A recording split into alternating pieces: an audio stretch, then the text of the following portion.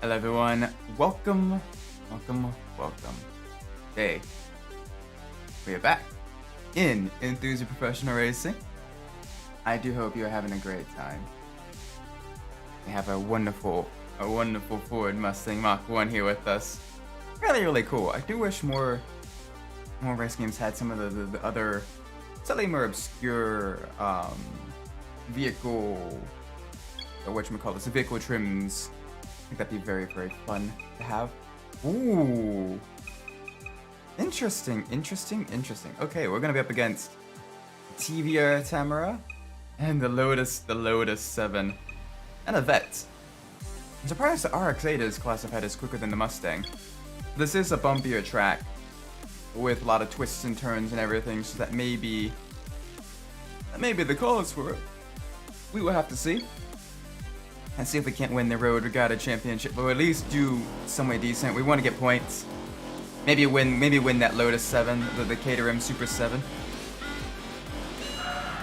We do have traction control, which is nice. Help us get a little bit of a better launch of that wheel spin off of the line.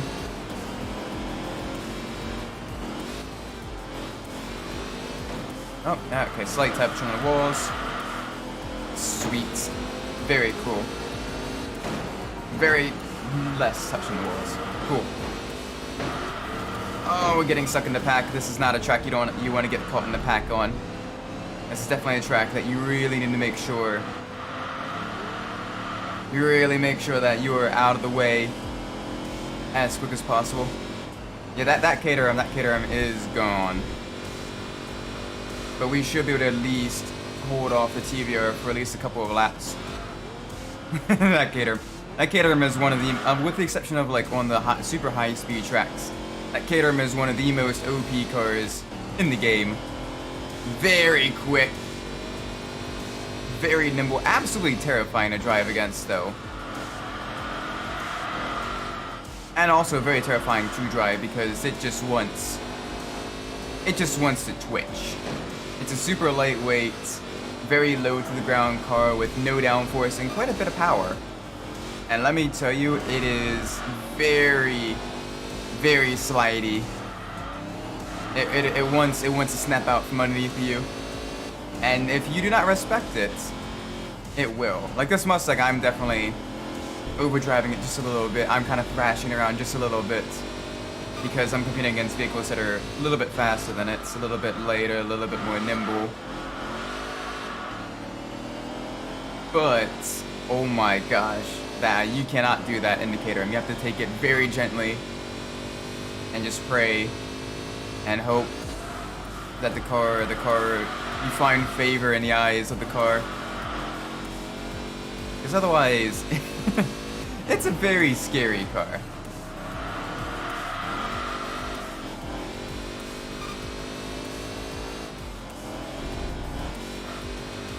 There we go. Very nice, very good. That's good. Over the bump. Alright. Through the chicane. The Caterham is one of the few cars that I'm surprised we haven't gotten yet. Like, I expected some of like the F-class cars, you know, the really slow vehicles. Those would be kind of like a treasure hunt trying to find those. The fact that we haven't gotten a Caterham yet, despite the fact that we've gone up against it many times, just goes to show just how difficult that car is to get. We are keeping pace with the TVR, only losing about 1/10 or 2/10 of a second per lap. But we are right up on its tail still. We can see it putting the pressure on it. Unfortunately, we can't wait for it to make a mistake because it is an AI, and AI doesn't necessarily make too many mistakes here. The base just need to keep finding speed.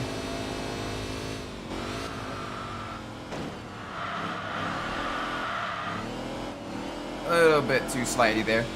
Wish you could adjust brake bias on these cars. You could set the brake bias just a little bit frontwards on the Mustang. A little bit more towards the front.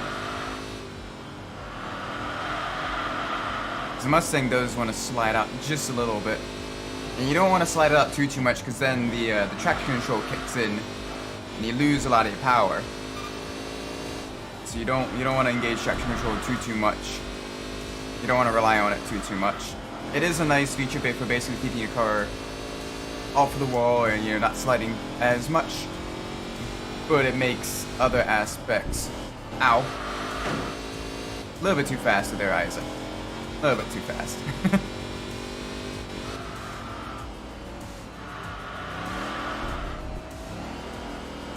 Alright, that's fine. We have plenty of time that we can get back up close to the camera. Yeah, we lost a little bit of time there. Wish would give me time, the delta to the car just in front of me as well. Because the Caterham is long gone. Caterham is so far gone that it's not even worth discussing. But the TVR was still kind of in the fight for that. And I think we still have a chance. I do like the 4th generation Mustangs. They look really, really cool. They had a lot of really cool like special models of the 4th generation with all the SVTs, like the Cobra Terminators. Of course, you had the SVT Cobra R, which was like the creme de la creme of the 4th generation Mustangs. But even like the Mach 1s and like the GTs of the era, like they look really, really nice. Especially when they moved to the New Edge design instead of the SN95 design. It looked really, really good. But I'm a weird sucker for like cars from like the 80s, 90s, and early 2000s. That is like my vibe. That is like my style. So I'm a little bit of a sucker for older vehicles. Oh my gosh. Okay, that TVR has found a little bit of pace. Granted, we're a little bit off pace now at the 52 seconds lap times. We need to bring it back down to the 51s.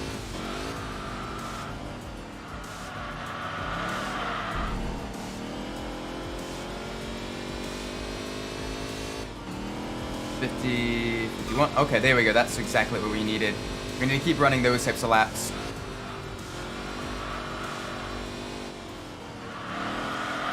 Crowded, welcome to the stream. Hope you're doing well. Right now we're in the Mustang, the 4th generation Mustang Mach 1. And we have two very lightweight, very high performance British sports cars ahead of us that are just slowly kind of pulling away.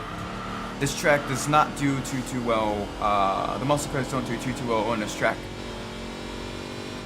especially because this Mustang. It does have a solid axle rear suspension, which gets just a little bit squirrely over some of the bumps. It does have a lot of acceleration out of the corners, though. So this straightaway here, we do have a little bit of a speed advantage, at least on the TVR. But everywhere else, the TVR is pulling away from us. We're beating a Corvette, though, which is surprising. Corvette, as well as the Mazda RX-8, and then a S14 Silvia. So we have a decent... We're doing okay. We're definitely within the points, which is good. We want to make sure we maintain our ranking. I love that chicane. The chicane right there is so much fun.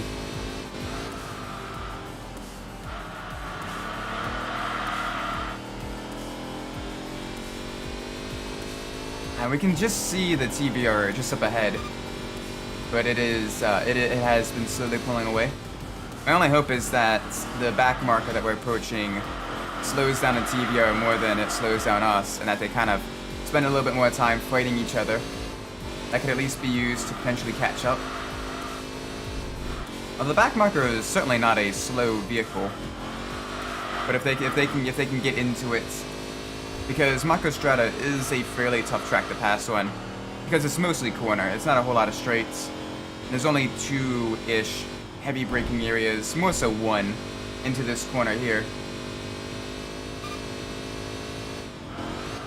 Oh, and that's right where the TVR passed. You know a game called Ridge Racer? Yes, I've played Ridge Racer 5.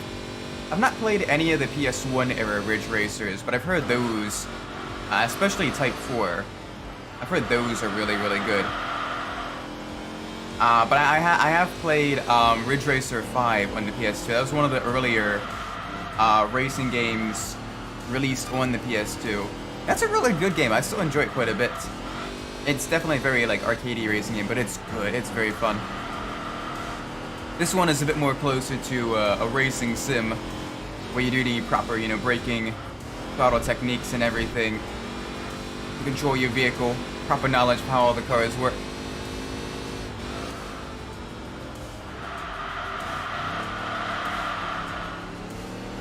Very slidey through there.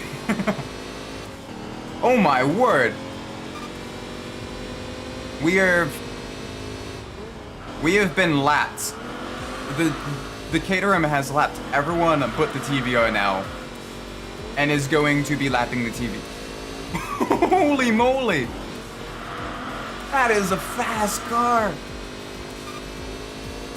And it's basically an open wheel sports car for the road, and is, at least on the on the twisty courses, it is one of the fastest cars, one of the fastest road cars in this game. Like Gran Turismo. Oh, I love Gran Turismo. I need to play Gran Turismo as well. This is basically Konami's take on the Simcade genre, in an attempt to kind of compete with Gran Turismo. This game, it's Enthusia Professional Racing, and it's very fun as well, because with this one, the races are more or less randomly generated. But it takes your vehicle into consideration, so that you're always at least semi-competitive, regardless of what kind of vehicle you're driving, which is what I love about this game. So you can basically have like an endless career mode. Finally, we got the Super 7. Yes. And let me show you this car. Over 200 horsepower, but only 460 kilograms. This thing weighs less than 1,000. Alright, hang on, let me do the calculations in my head. 880. Okay, this thing weighs roughly 1,000 pounds. It is a super lightweight vehicle, and it is fast. Oh my gosh, is it fast? Oh man. We also have the tuning is directly tied to your driving. You get tuning points at the end of every race, and they're based off of finishing position, how far you drove, if you got the fastest lap, as well as what assist you had on, and then how many times you collided with a vehicle or the walls or went off course. And the cleaner and longer you drive with the less assists, and the better you do, the faster you're able to level up your vehicle, which allows you to then be more competitive against other cars and other racers, which is very nice. Alright, we're going to be up against the Bugatti EB110 here. TVR tomorrow is going to be a little bit tricky. Everything else we should have a decent chance against. So let's try it. Let's do another RS event. The RS events are the most difficult races in the game, but they reward you the most of the ranking points. And if you're not familiar, the ranking points, essentially they are, they determine what your ranking is, and the better your ranking, the better the events you can enter. And essentially it takes your past 12 weeks, and it's your best 9 races from the past 12 weeks. The best scores, so you can finish 4th and get more points than if you had finished 1st in an easier race. And it's a very interesting system. It kind of reminds you a little bit of the older Formula 1 point system with the drop scores and everything. In an era with the Formula 1 cars had much worse reliability. And it's very similar to that. So it also gives you a chance where if you enter a race that's, you know, a little bit too difficult or whatever, or you have a mistake, it's not the end of the world for you. So you can at times take risks without it completely wrecking your ranking. And you need to be in the top 50 ranking wise to enter the RS events, which give you even more points. Although I need to finish within the top 4 to even get any points, so Need to kind of fight this Audi up ahead, put a little bit of distance between myself and the Subaru Legacy behind me. These two, they got a decent amount of power and four-wheel drive. I'm gonna try to at least use the slightly lighter weight nature of the Mustang against them, as well as the big American V8 power.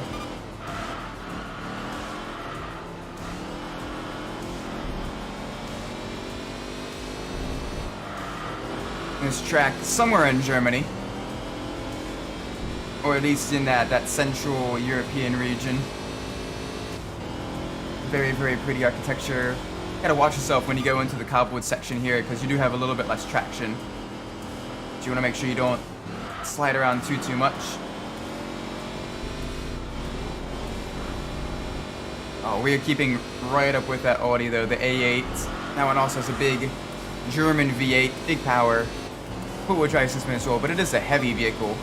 And with its long wheelbase, it's not going to be super maneuverable through the twisty section coming up here. And again, Mustang doesn't have brakes.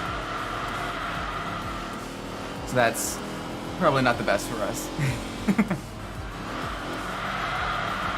Oh boy, easy there. Very slidey. Oh boy, side by side with the Subaru there, just for a split second. Thankfully we had the inside line to the sharp right-hander. Come on, we need to catch back up to the Audi. We need to continue to put a little bit more pressure on them. We want to make sure we don't lose any time to the Legacy as well, because the Legacy is right behind us. We're right on the cusp of losing all of the points for this race. I needed to go just a little bit slower through that corner, but otherwise I can take that a bit wider, like I did there, and kind of have the car just drift out wide to carry some more speed. Oh, the reverse version, because we're on the reverse version of this track here, and the reverse version is much more difficult because it's you don't really have as much you can use for braking markers compared to the regular version. So it definitely makes it just a little bit tricky.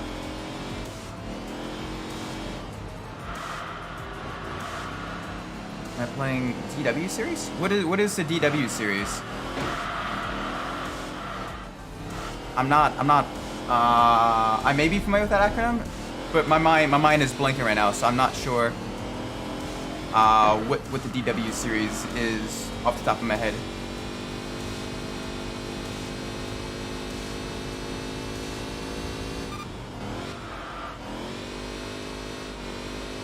Right now that we're doing Enthusia, Dynasty Warrior.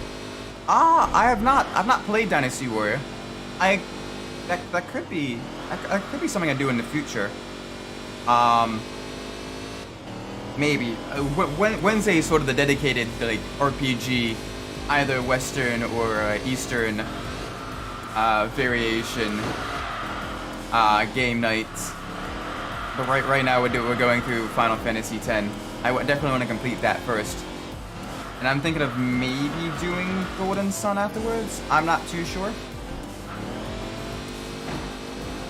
There's a lot of RPG games that I definitely want to try. Again, both Eastern and Western in the near future. But the thing is, they take a long time to complete. So those are sort of longer term playthroughs. Alright, come on, let's get into the slipstream of the Legacy. There we go, in through the inside. Okay, thanks. You're welcome. Like I said, I've never played any of the Dynasty Warrior games, but I'd be more than happy to try that out. But that'll probably be after Final Fantasy X, and maybe after Golden Sun. I'm not too sure. Like I said, there's a lot of RPG games I want to try. But I am primarily a racing game VTuber.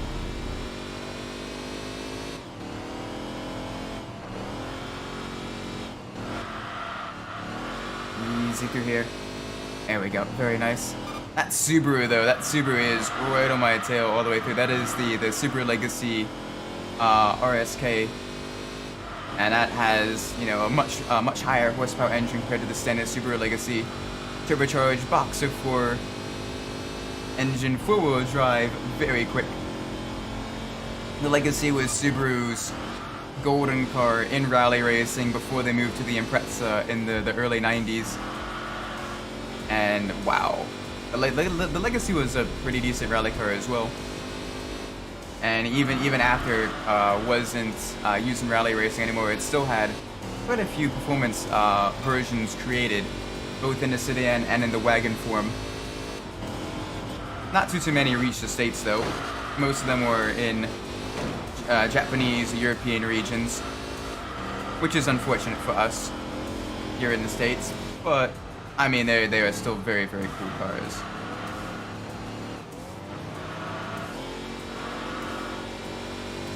I lost just a little bit of time for that chicane section. The Legacy though, very quick now. It's got the forward drive acceleration out of the turns, so it doesn't need to worry about spinning up the rear tires as much. We're gonna have to try to really reel them in on this back straight, because otherwise they're just a little bit quicker than us through the final sector. We are faster than them on the straights though. Way, way faster than them on the straights. So we have a little bit of a shot. Right around here. Nope, okay. Mustang has no brakes. I forgot that.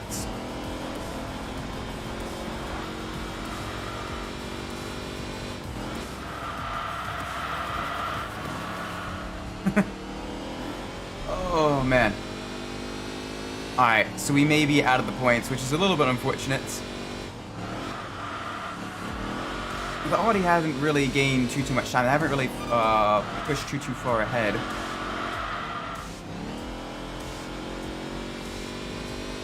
But right now, we are steadily losing the Subaru. Yeah, the Mustang isn't the best through some of the twistier corners. Got decent power, but it's not all that great.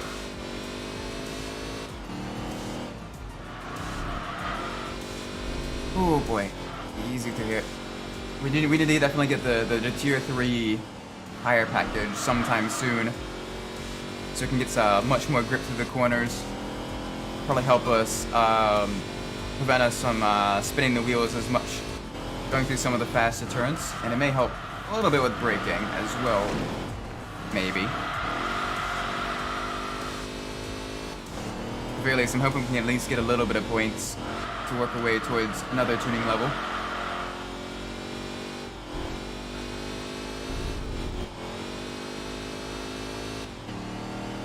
That's going to be very difficult.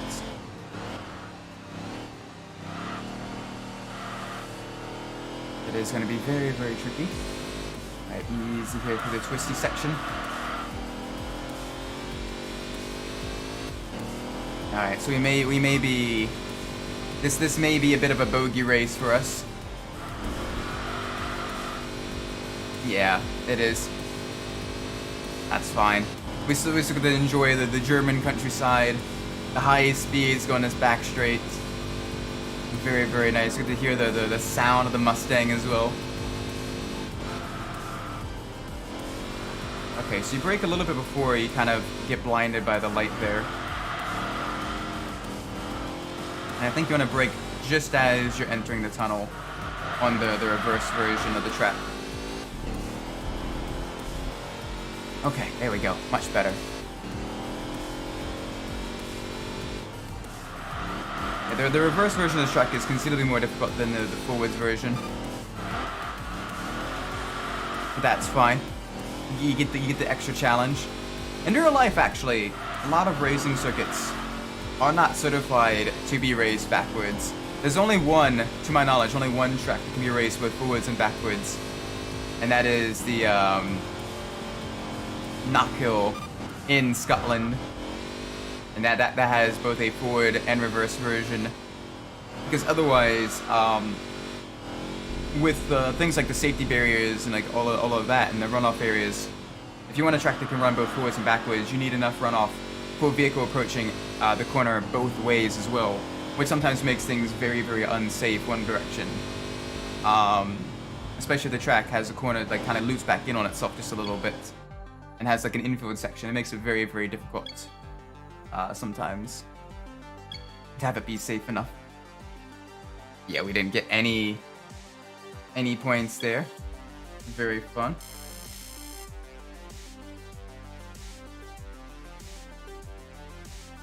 Yeah, okay, our ranking number decreased just a little bit, but that's fine.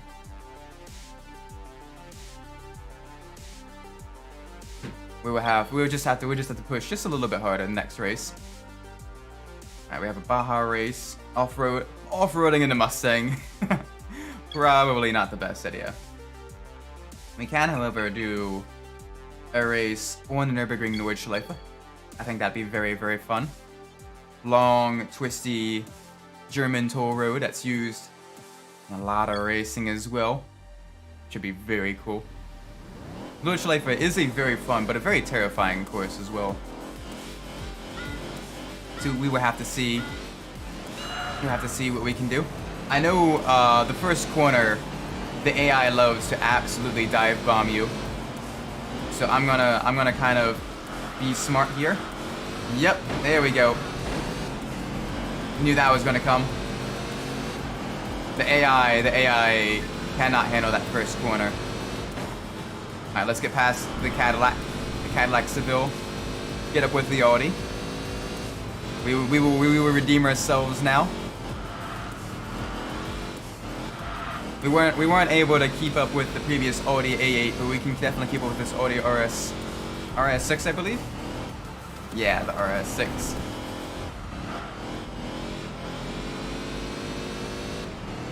Again, very powerful German sport sedan.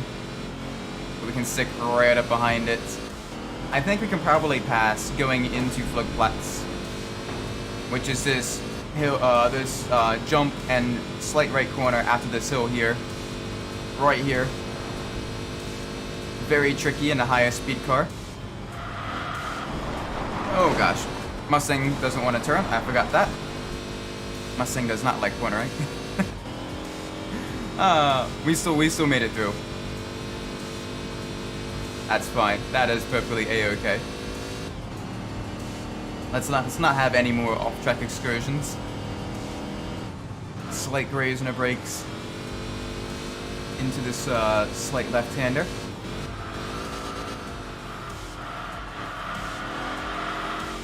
There we go. All right, now into the foxhole. It's a downhill, left, right,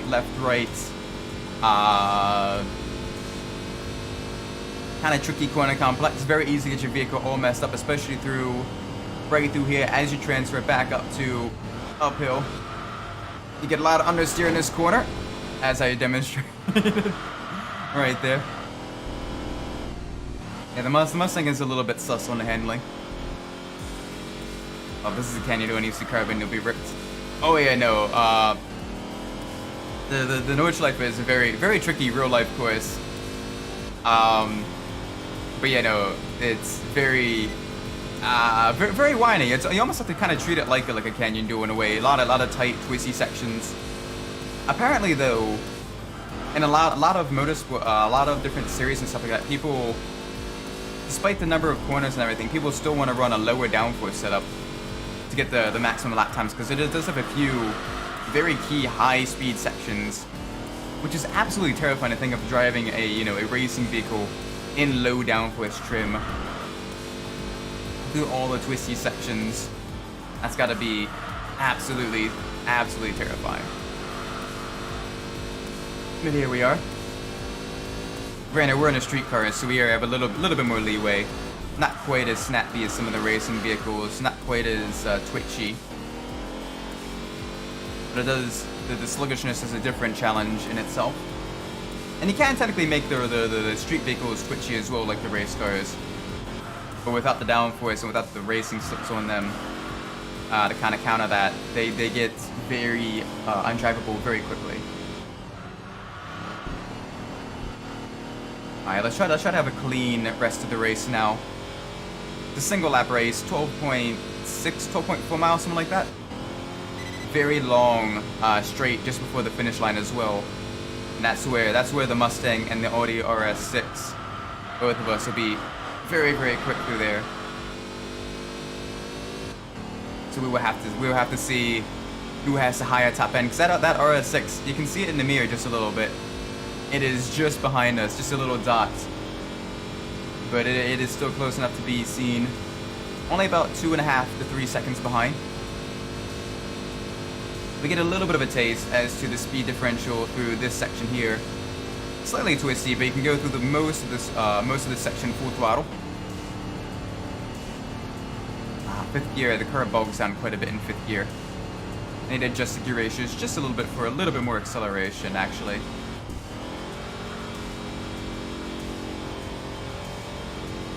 Yeah, the only corner I need to brake on that higher speed section was that left-hander there. And then we get back into the twisty sections, one hairpin leading into another.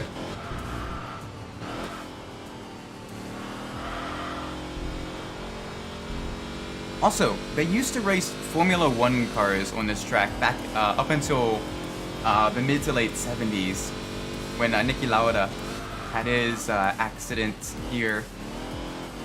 Very, very, very, very terrifying, the fact that people, were racing Formula cars on this track, especially during like the early 70s when they were just developing aerodynamics, the front and rear wings and everything to make the cornering speeds go even higher. And I believe, don't quote me on this, but I believe they even raced Group C cars a couple of times. The terrifyingly fast Group C cars that, were really, really quick at Le Mans back in the 80s and early 90s. Those vehicles, they raced here. And up until recently with the Porsche LMP1 Evo vehicle breaking the lap record. The previous record was held by a Group C Porsche or in the Nordschleife, and that held the lap record for the longest time, because after that they kind of stopped racing prototype cars on the Nordschleife, and now the fastest things that go around it are either supercars or GT3 cars. And so it's very, very, very different experience. Nürburgring has definitely gotten a lot safer, just due to the fact that they've limited just how fast the cars can go through it. I didn't know about the training. Oh, thank you. The Nordschleife in general is very, very, very storied history. Really, really cool track. It is a tricky track though. With the sheer number of corners, the bumps and everything, it is very, very, very, very, very tricky circuit. But it's also what makes it so much fun, is because you're always kind of learning a little bit more about the track. Like you very rarely do you get like a completely perfect lap, just due to the sheer length of the track. You usually make a mistake somewhere. Granted, my mistakes are a little bit bigger than some others, but it is still it's a very, very enjoyable to drive track. Alright, raise the brakes through here, use a little bit of banking. There we go, that's better. Okay, we want to make sure we have a lot of speed out of this right-hander, because then we're going to be going on to, oh gosh, I forgot how to pronounce it. It's a German word, the Dottingherho, I think. This long straightaway, basically. It's all fun and games till the drivers do a whole lap around the track side by side. Welcome to the stream, Samurai. Hope you're doing well today. Yeah, no, oh my gosh, it is a very, very, very, very tricky track. Even more so when you have, especially when you're like, you have, multiple different vehicles on track. If you've watched any of the 24 Hours of Le Mans, you're having multiple different vehicles at like multiple different speeds. At different like speeds and everything. Some high downforce GT3 cars, and then you have like a little Dacia Logan that someone is running in like the slowest class, and everything in between as well. And it gets very, very, very dicey. Oh my gosh. It is, like, you see the massive crashes and everything during the 24 hours of the Nürburgring. And it is terrifying. Speaking of Le Mans, are you watching it Saturday? I probably won't be able to catch the very beginning of it because I will be streaming, but I'm definitely be watching a good chunk of it, especially the night section. I might be able to catch like the very start of it, and then I'm probably gonna be streaming a little bit. But I'm definitely gonna be catching the nighttime section because that's my favorite part. Because you really get to see the speed of the vehicles and everything. That's kind of when people are kind of settling down and really putting in the laps after lap after lap. And I love the nighttime. The nighttime racing is so cool. So Cadillac wins, one of the American car to win the race. That'd be really, really cool. Unfortunately, I think today, or was it yesterday? One of the Cadillacs, the yellow one, it had an engine fire, and it had to stop at one of the chicanes on the Mulsanne Straight. Now I'm hoping they're able to get it repaired in time for qualifying and for the actual race on Saturday. But I mean, I believe there are other Cadillacs in there as well. I need to double check the entry list. I know the Peugeots were having a lot of issues. All right. Yeah, no. When I saw that on the socials a bit earlier today. I think it was today. It may have been last night. It's my time. Keeping track of time right now has been like the most difficult thing for me. But I remember seeing it on the socials, and yeah, it was like a full-on like engine fire. So I'm hoping to get the vehicle repaired in time for the actual race. The Garage 56 Camaro though, that they're running, that has a lot of pace though. Like it's even faster than the GTE cars. So that's gonna be a very interesting dynamic because the GTE cars are a little bit faster on like the twisty bits. So like through the Porsche curves and everything. But the Camaro's got massive speed down the straight. So it's going to be a very interesting, this is only about like 3 or 4 seconds faster. So it's roughly on pace with the GTEs. But it's going to be a very, very interesting race to see if the especially because they have the NASCAR teams working on it as well. And the NASCAR teams are usually really, really good at like, you know, the quick stops and the quick repairs. Love that JB driving it. Yes, exactly. But they did a pit crew challenge, and the NASCAR crew completely blew the rest of the teams out of the water with their speed. So that is going to be a very fun thing as well. Watching them in the pits, seeing how they handle, you know, the super long endurance races, because you know the NASCAR races are kind of endurance races on ovals, especially nowadays with the stages and everything. You are racing for, you know, anywhere from 3 to 6 hours, which is, you know, roughly in the realms of like shorter endurance races. But I wonder how the Hendrick Motorsports team, because it is, if I remember correctly, it is being fielded by, at least partially by Hendrick. So it'd be really cool to see how well they do as the night goes on and into the next day with the fatigue and everything, if they're able to keep up the pace. Like, since they do drills over and over again for hours for the stuff. That is true.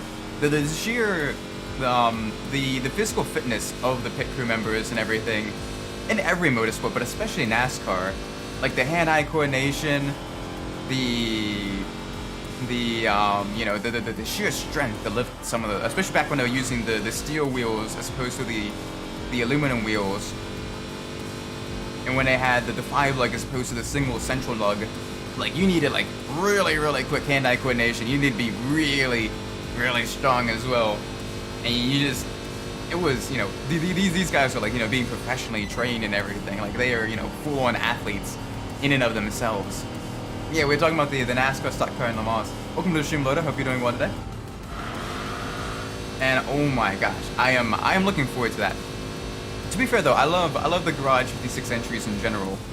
Everything from like the Delta Wing to the Nissan Ziad to the NASCAR. What I'd love next time is to see potentially like an Australian supercar try to run the 24-hour race in the Garage 56 entry. That'd be kind of fun. I'll put to do with the rear of the arrow on it. Instead of having a wing, they're having the rear canards. Yeah, that's really cool as well.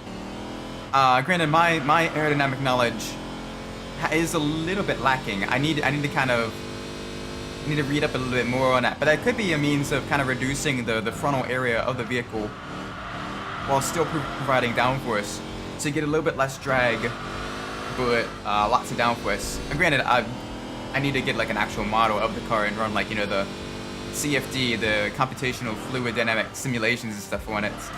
But to my knowledge, that's the big reason why they did it, is so is to cut down on the frontal area and to cut down on drag. I wonder how a modern WRC code fair setup for it. You need a completely different transmission, because the WRC cars only really top out around like 130, 140 miles an hour. But if you have a taller gear ratio and everything, to maybe hit like 160, 170, that'd be kind of an interesting one. I know they do a lot of like GT3 racing on Le Mans and everything. I'd love for them to race the TCR cars as well at Le Mans on the track. I think they also use only 5 speeds. They used to. I think they moved to 6-speed now. With the new hybrid rally cars, but I'm not too sure. My knowledge of aero is limited to downforce, bro. I mean, to be fair, that is a little bit of my knowledge of aero as well. Like I usually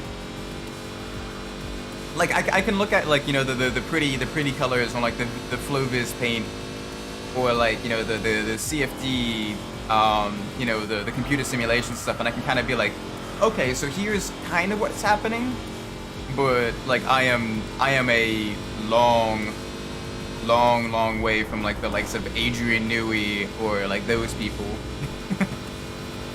Like I can roughly tell you the theory behind it, but outside of that, actually doing the calculations by hand and like, you know, telling you how to actually change the design to make it faster, not quite in my wheelhouse. Back of the corner if you need me. That's fine. You're more welcome to participate in the conversation. You're more welcome to look. Whatever you feel comfortable with. All I know is that big wing go faster. Big wing equal more downforce. Oh, I miss the Group 5 cars though. The Group 5 cars are really cool. I mean, to be fair, classic race cars in general. Classic race cars in general are just super cool. They have that like that old school, really chill vibes with them, and the sounds they make as well. Oh my gosh! Adrian Newey he's just a wizard. He is magic. He is a magical man. He's using the mold earth to make, you know, high precision clay models and everything. Oh, the Porsche 935, very nice car. Yeah, I love the slant nose Porsche. That was a very cheeky means of getting by the rule set, because technically the hood and like all of that couldn't be changed, but the fenders could be. And since the headlights were technically considered on the fenders, they were like, okay, well, we're just gonna put these flat fenders on and move the headlights to the front bumper instead. And they were like, oh, okay. I mean, great job finding a loophole, but ow. Wind magic combined with earth magic, exactly. Adrian Newey is his own wind tunnel. He's got the bald head as well for improved aerodynamic efficiency. He has made himself incredibly aerodynamic. So he's switching the roof BTR, and there's this flat nose version of that. Oh my gosh, that's gonna be like super rare, because the roofs in general are very valuable. But the fact that there's flat nose version of a roof, oh my word, that's gotta be like, you know, super, like maybe like one of two made or something like that. That is cool. Very, very cool. Midnight, welcome to the stream. Hope you're doing well today. How's things? When did Roof make a flat nose? I believe, I'd imagine it was probably someone took like the flat nose, a flat nose like Porsche and everything, and had Roof tune it themselves in like the BTR spec. Maybe is probably my current working theory.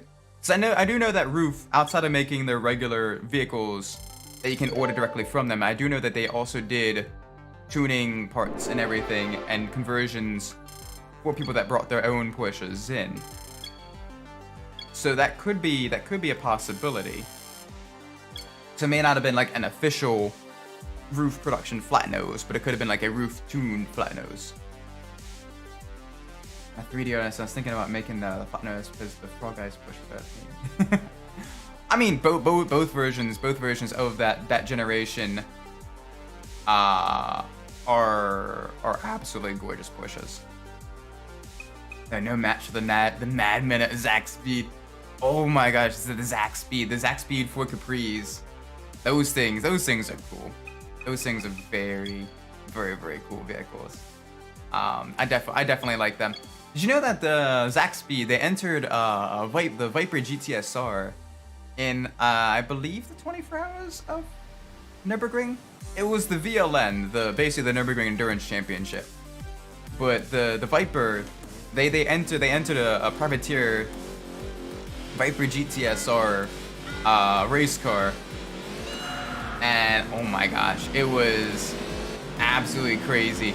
When the organizers banned the larger displacement engines, they literally just removed 2 pistons. So it was like, okay, it's now a V8.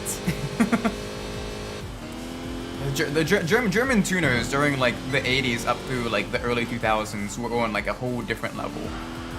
They were very, very crazy. Yeah, you know, the big ones like AMG and everything. Clamshell fuel tank. Yeah, that was a very interesting design choice as well. I did not know about the Fox Body Mustang. I knew about the Capri, but I didn't know about the the Group 5 Fox Body Mustang. That's interesting. Started playing Paper Mario 1000. Oh, cool. Very, very cool. Very nice. Yeah, the Paper Mario games are also really fun, really enjoyable. They need to make another. Okay, they need to make another good Paper Mario game with like the RPG mechanics and everything. Because those are so much fun. Or at the very least, another Mario and Luigi game. That'd be great. Also, one of my favorite Group 5s, Zaxby Mustang is just square. About the chapter 2, very cool, very, very nice. Yeah, there's some of the boss battles in Thousand Year Door are a little bit tricky, but it is still a very fun game. I quite like it.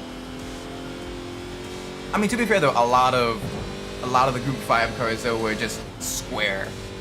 Like you had the only one that kind of wasn't really super square was the C3 Corvettes. Those Group 5 Corvettes were basically just wide body Corvettes, but like super streamlined and everything. Very, very sweet. And the same engine as Capri as far as I know, but the aero was a little different. Of course it looked like a Mustang. I mean, that is cool. I was familiar with like the Celine Fox Body Mustangs and 4th generation Mustangs in racing. I wasn't aware that Zaxby got their hands on a Mustang as well. Because technically the Capri was supposed to be basically a European Mustang in practice, but with a V6 as opposed to a V8 due to European fuel economy, road taxes and everything. So they wanted something that was a little bit less thirsty on fuel, but you know that could still be a fast vehicle enjoyed by the masses. And so they basically kind of created the Capri for that. And the Capri itself is a very, very cool vehicle. But yeah, no, the Group 5 cars in general, oh my gosh, they are very, very, very sweet. You had, you know, the BMW, the 3.0 CSL. You had the M1 Funk. You know, you had the Nissan Skyline Group 5 car as well. The Iron Mask Skylines. I still love that Tim Allen helped into making it sling for Fox Buddies. That's one thing. Like a lot of people don't really realize is a lot of people, at least during like the 70s up through the 90s in Hollywood, a lot of them were big into like motorsports and racing and cars. Like were really big into cars. Like of course you had the famous, you know, James Dean with the Porsche that he unfortunately wrecked in and died in. But you know, you had, you know, a whole bunch of other, you know, famous Hollywood people doing it.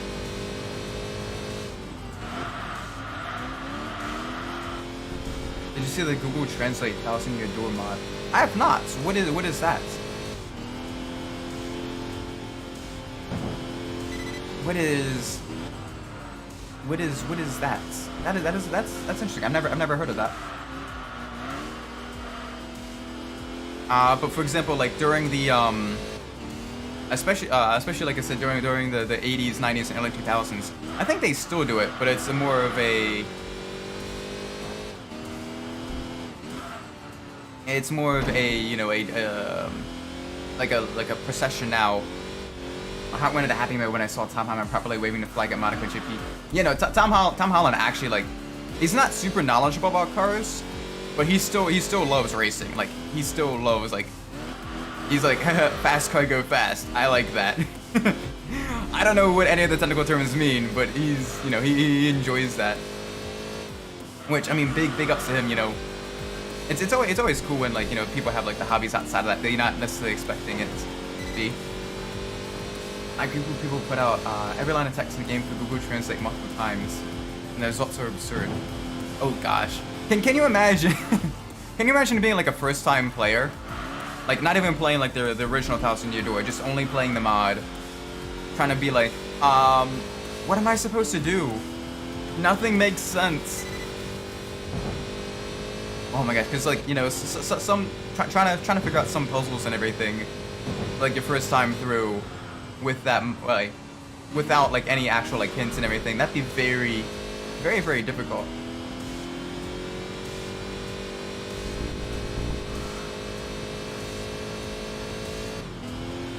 I mean, my love for cars came from a fictional NASCAR character voiced by Owen Wilson. Wow. Lightning McQueen. Yeah, that was great. My love for cars came from watching a lot of NASCAR, and then in IndyCar, basically Indy Racing League and kart, because I was back there in the split. Shows how old I am.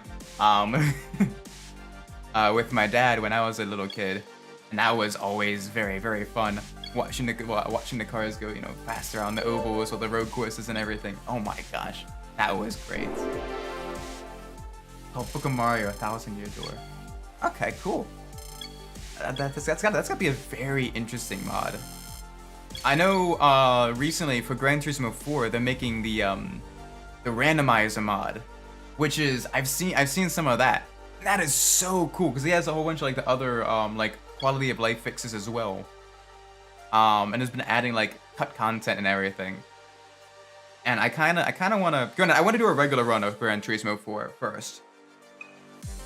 But I also want to do a run of the Gran Turismo 4 randomizer mod, because that is going to be very fun.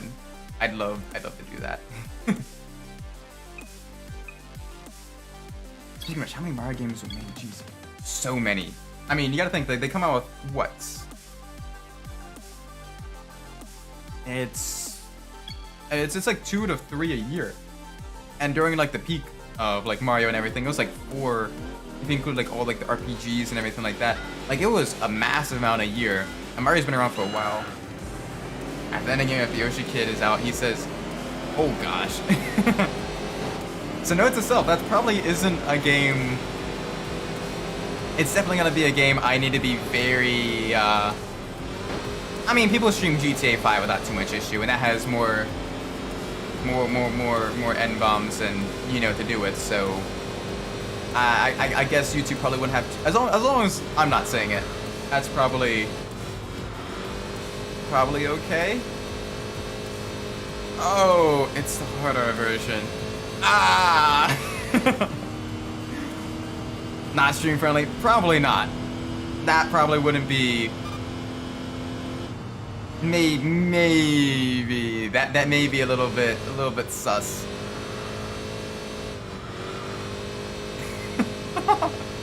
That's amazing that's what Google Translate came out with though. That RX-7 though, that is a quick car around the totally not Indianapolis Motor Speedway circuit. Nope, this is totally not Indy, not one bit. I mean, a rectangular 2.5 mile oval with super low banking. Why would you think this is Indy? It's fine. Just tag it as educational. Language learning stream. Learning language with Mario Translate. Yes, this is made for kids. No, you don't need to be over 18 to watch.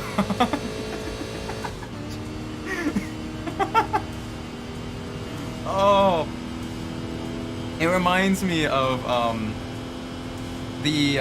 so familiar with like some of the more famous VTubers and everything like Hololive and stuff like that.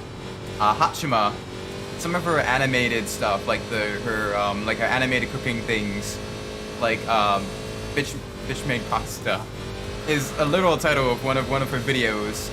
For the longest time, I think it still is. For the longest time, that was tagged under the YouTube Kids tag. And it's basically her making the most unholy abominations of food ever, including things like a tarantula in ramen. Pain. That is VTuber. Oh yeah. So VTuber is basically like the virtual streamer and everything. So for example, I am VTuber because I stream with a virtual model as opposed to showing my actual face, because let's be honest, I have a face that is perfect for radio and a voice that is perfect for silent film, and with this I can at least fix one of those. I mean, if people can get away with tagging doing yoga naked, then it should be fine. That is true. You get away with some very the YouTube moderation system is just weird in that regards. Like, you have people doing some very strange, very strange, very sus stuff. You know, you had the whole, you know, pregnant Spider-Man thing on YouTube Kids and all that. But then you show like a second, like a couple seconds or like a couple seconds like SpongeBob music in your stream or whatever, and like you get like the ban hammer because you get like copyright strike by, you know, Viacom, I think. You know, the people that own Nickelodeon. Some stuff that shocked me in the game was the first speech segment. Oh yeah, that was very weird as well in the unmodded version. It's been a little while since I've last played it. I'd probably need to do like an actual dry run through the regular game first before doing the modded version. It's been a while since I've last played 1000 Year Door. Like, it's been a little over a decade actually since I've last played it. That's I'm trying to remember. It was very trippy. Oh, you're not talking about the shower scene. Oh, I thought I was talking about the shower scene was a little bit sus. That one shocked me as a kid. 'Cause I'm like, oh wow, nice. Like, it doesn't show anything obviously because it's still, you know, like it's not even anywhere close to an M-rated game. But like when I first saw, I'm like, oh, like, you know, younger Isaac was like, oh nice, all right. And I shocked me as the part after. What's the part after it? I'm trying to remember the part after that one. Like, I was also shocked that Nintendo would include, like a shower scene. Granted, again, it doesn't show anything, but a shower scene in a, you know, in a Mario game. In the Metroid game, you can maybe see that. Because the Metroid games are rated M and everything. But this is quality content. Yep, going around Indianapolis, fictional Indianapolis, talking about a shower scene in a Nintendo game. peak content creation. We might actually lap one of the guys here coming up. Oh, that's one thing I want to do. Is I'd love to do if I get back into sim racing. I want to get back into sim racing. It's been a while since I've done actual sim racing with the wheel. I'd love to get into like iRacing and maybe do like, granted, Motorsport Games now owns the license to the Indy 500. But do like the riding around a trademarks version of the Indy 500. That'd be a fun one to do in like iRacing. I need to get like an iRacing subscription now and actually like not be a total scrub in sim racing. But that'd be a fun thing to do. Have like, you know, practice streams and everything like that as well. So people can watch me absolutely bin the vehicle in every single corner. Face of the computer malfunctions since I've been spying on her and falls in love with her after she took a shower. Oh yes! Okay, yeah, that was very weird. Oh my gosh. The things I got away with in that game. Yes, that was a very, very sus, very interesting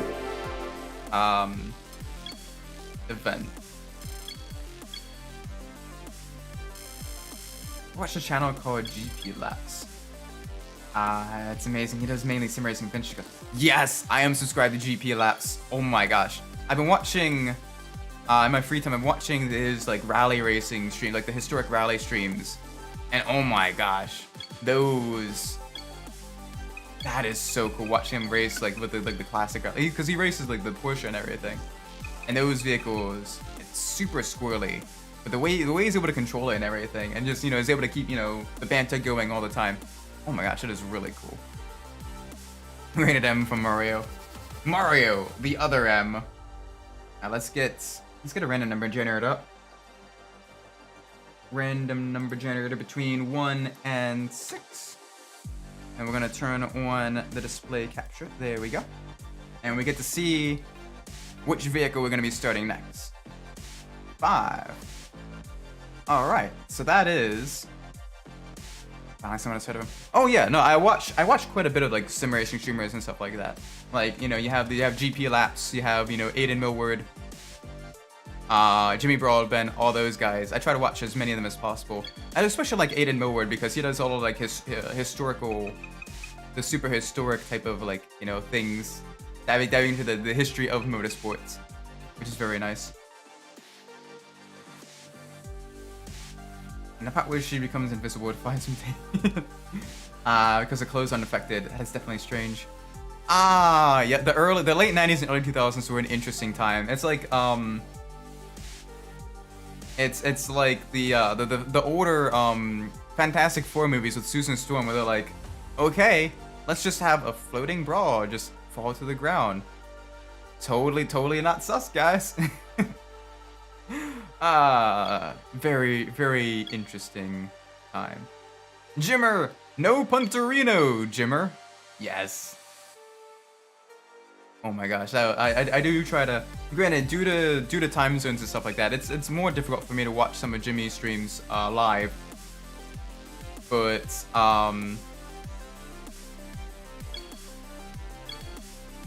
I do try to watch as much as possible. It's been a while since I've last watched a stream of him, though. Also, the dating sim part with Super Mario was interesting. There was a dating sim part?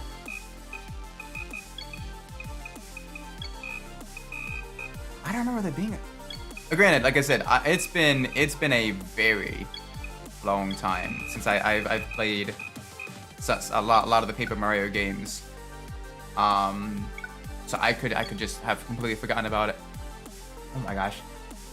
Could you imagine like an actual like pure like dating sim for like the Mario characters and everything?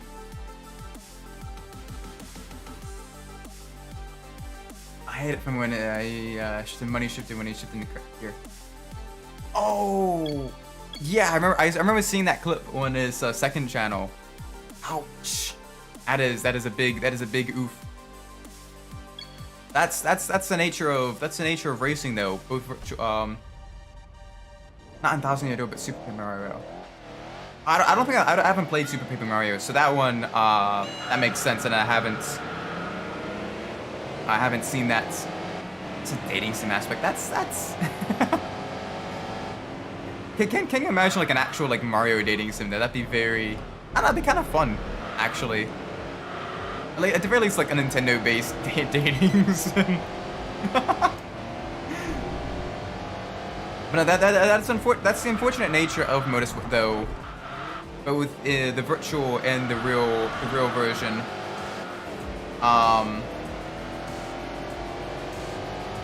Because you know, you really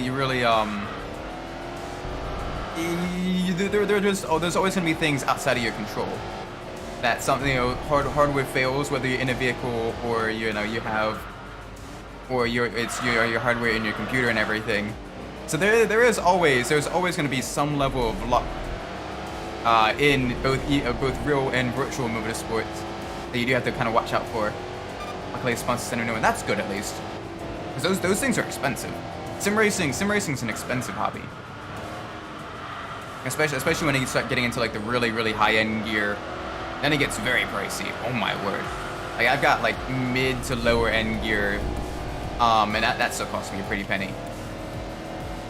Social likes like Mario like Persona. Speaking of which, did you hear that they're doing a Persona 3 remake? Apparently on the Instagram they leaked it early by accident. So apparently they're gonna be remaking Persona 3, so we get to see I guess the best toaster in HD.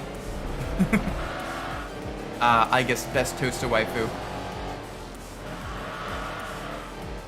I mean, me personally, I would choose the Riz Bowsette if there was a Mario dating sim. Oh, Bowsette, yes. Oh my gosh, all the fan arts. All the fan arts of her, very interesting. I love the Boozette as well that came out of the Bowsette feature. Boozette was absolutely adorable as well. Granted, she didn't get nearly as much love as Bowsette. But, you know, like a Nintendo dating sim would be kind of unironically really fun. Simir also has a quote. I love going on message boards and complaining about games that I've never played. Wow, they predicted the future. They predicted Twitter. Yeah, I saw the trailer. That's really cool. Persona 5 Tactics. Oh, I didn't hear about that one. Oh, you sent me into the Shadow Realm. The Asimaran has sent the Corvette into the Shadow Realm there. He hit me on the rear, under braking, and I just completely locked at the rear and got sideways. I have been sent. I have been banished. I have been banished to the Shadow Realm there. That was very mean.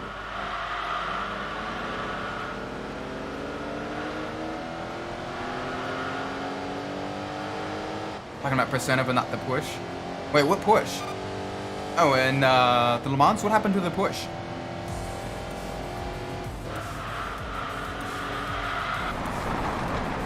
Ryuji is definitely best confidence.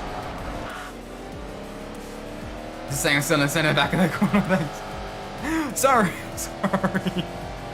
I'm sorry. Right now, it's basically kind of hopping between motorsports and racing games, and then now Persona and dating sims. They have a Porsche Xbox. That sounds expensive. That'd be really cool though. Like if it comes to like the custom logos and everything. Oh, it's sweepstakes only. Okay, so it's not gonna be like a super expensive thing. I imagine whoever's gonna win that, there's gonna be someone that's gonna be like, I'm gonna sell it for like a couple of $1,000. The super rare Porsche, the super rare Porsche Xbox. Oh my word! I wonder how much it costs to even enter the sweepstakes. Not that I need any more consoles as of right now. My desk is completely filled up. I need to build like shelving or something to actually do the to actually have other consoles. I need to build shelving in general. I'm running out of space. Not even because I'm a hoarder, but just because I just lack shelf space. I need to build shelf space. I keep it. Yeah, I'd keep it too. Oh my gosh. That would be very. I don't know. I definitely have a lot of fun with like the Xbox Porsche, the Porsche Xbox. I'd create an Xbox Porsche on the Porsche Xbox in like Forza Horizon or the new Forza game that's coming out.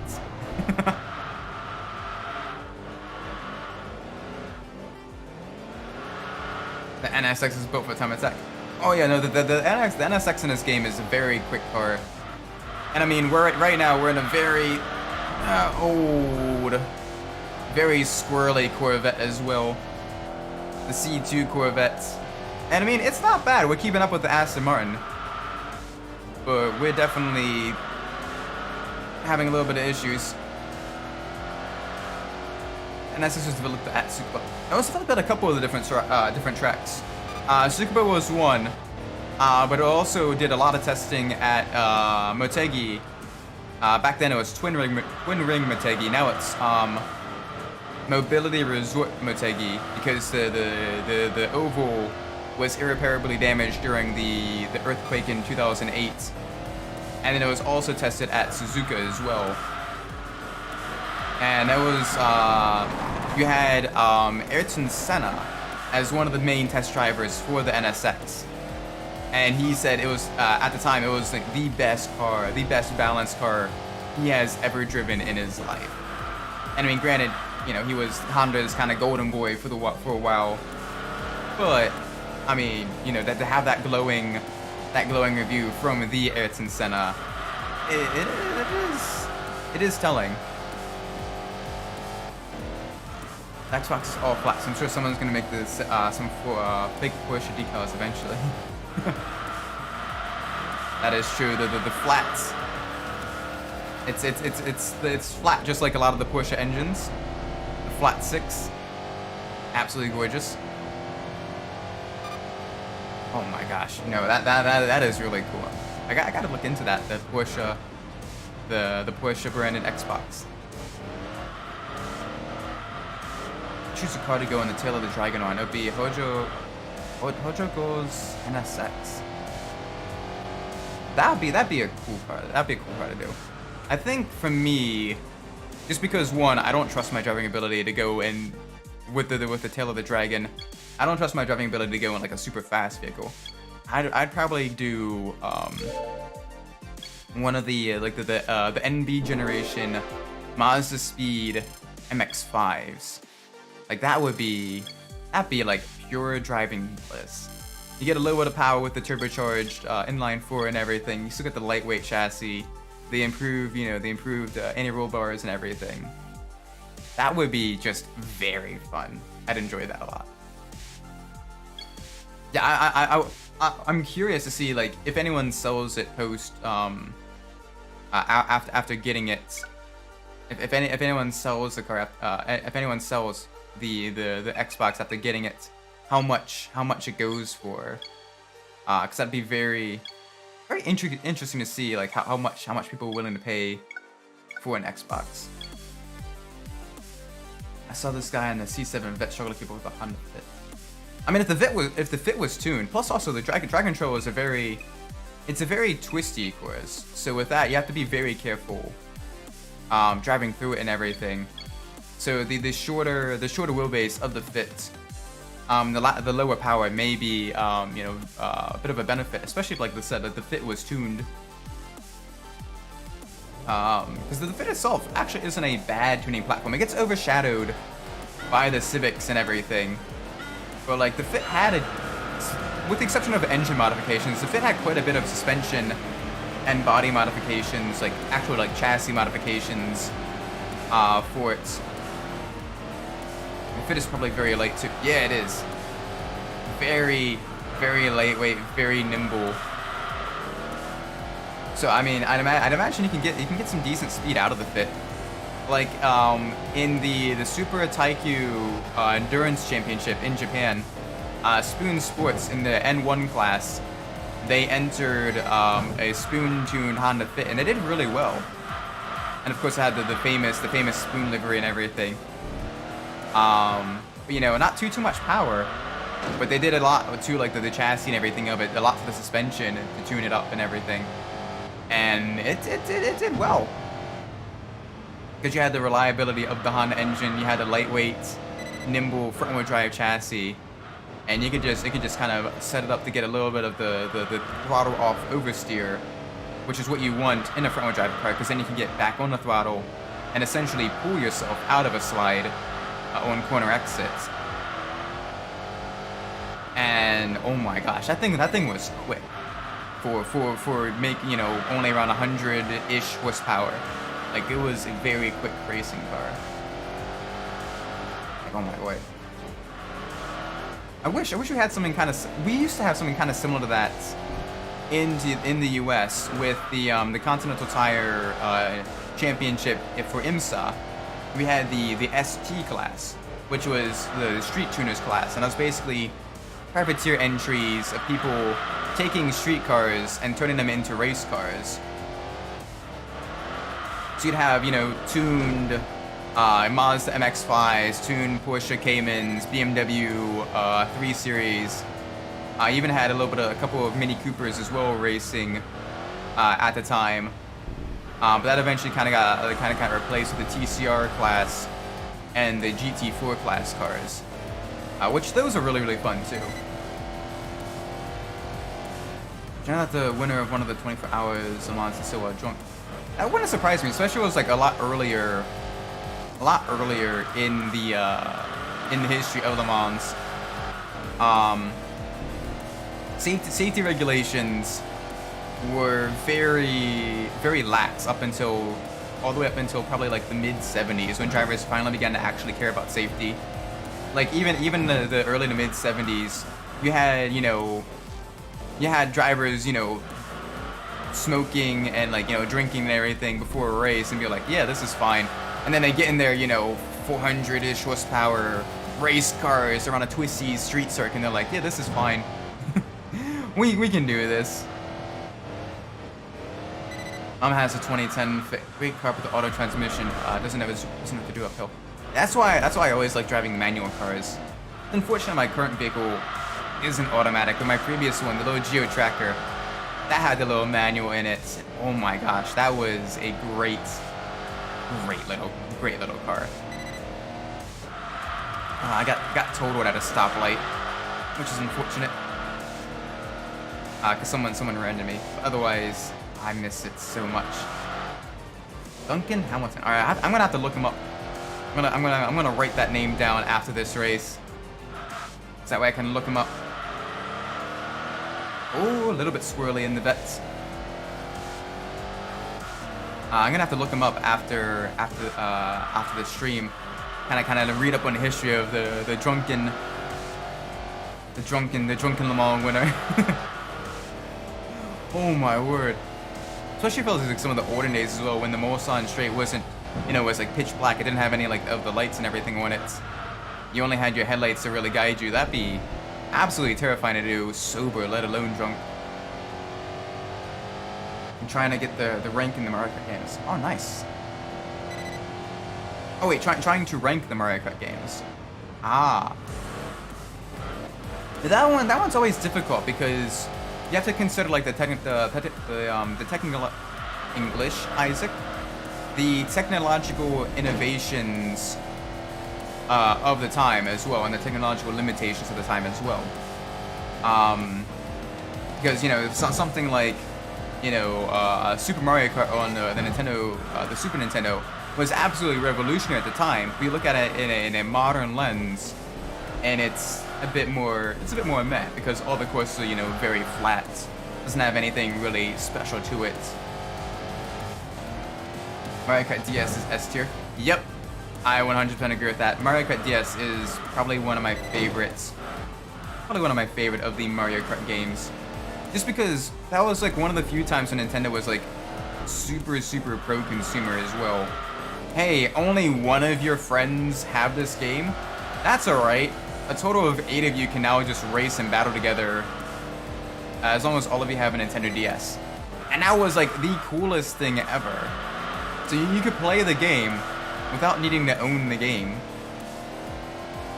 And like that is the kind of Nintendo we need more of. I can't rank Double Dash or Wii yet, because I only just started Double Dash. And I haven't played Wii except for like 20 minutes at a friend's house. The Wii one's a bit tricky. There are some things I really like about the Wii. The track design in the Wii is very nice. The improvements over Double Dash are pretty solid. The new items, the new characters, and everything like that. Like, that has a lot of content to it. The big things I don't like about the Wii version are the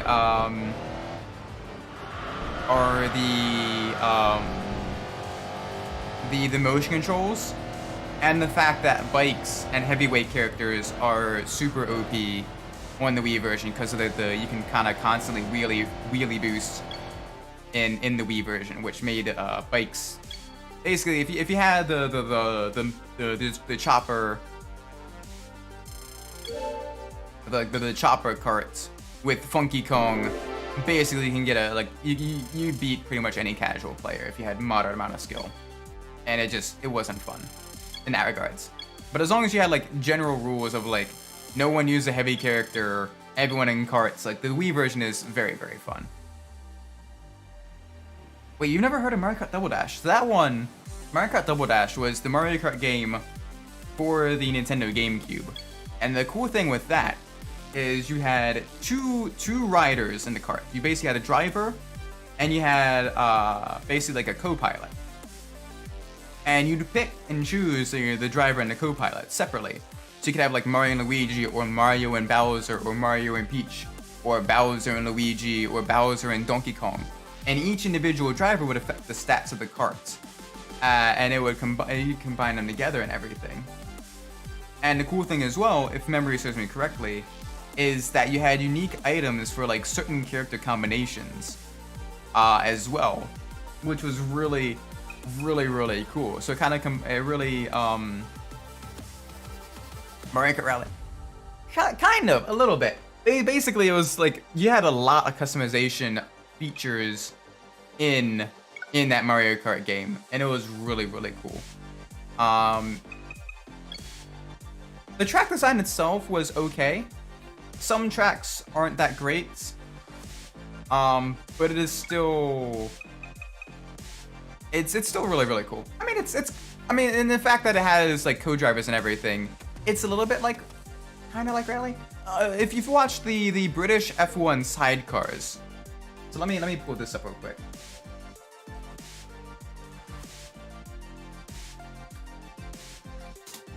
Because this will probably give you a better idea as to like how it kind of works. Display capture. All right, so basically you got the driver, all right, and they control the cart going around the course and everything. But then you have the co-pilot, and the co-pilot is basically in charge of basically the start, you know, the launch and everything off of the line, as well as they be the ones like throwing the items, and the combined stats of both the two drivers and the cart itself would affect the overall performance of the car, which is really cool, and it was really complex at the time as well. Also, if you've never watched British F1 sidecars, highly recommend you check it out. Oh my gosh, it is so cool. Because you basically, these guys are basically counterweights. They're just leaning off. They have a handhold and a foothold, and that's it. And they are basically holding on and acting as a counterweight around the track. and it is awesome. I highly recommend. It's on YouTube. Really, really cool. Highly recommend you check that out as well.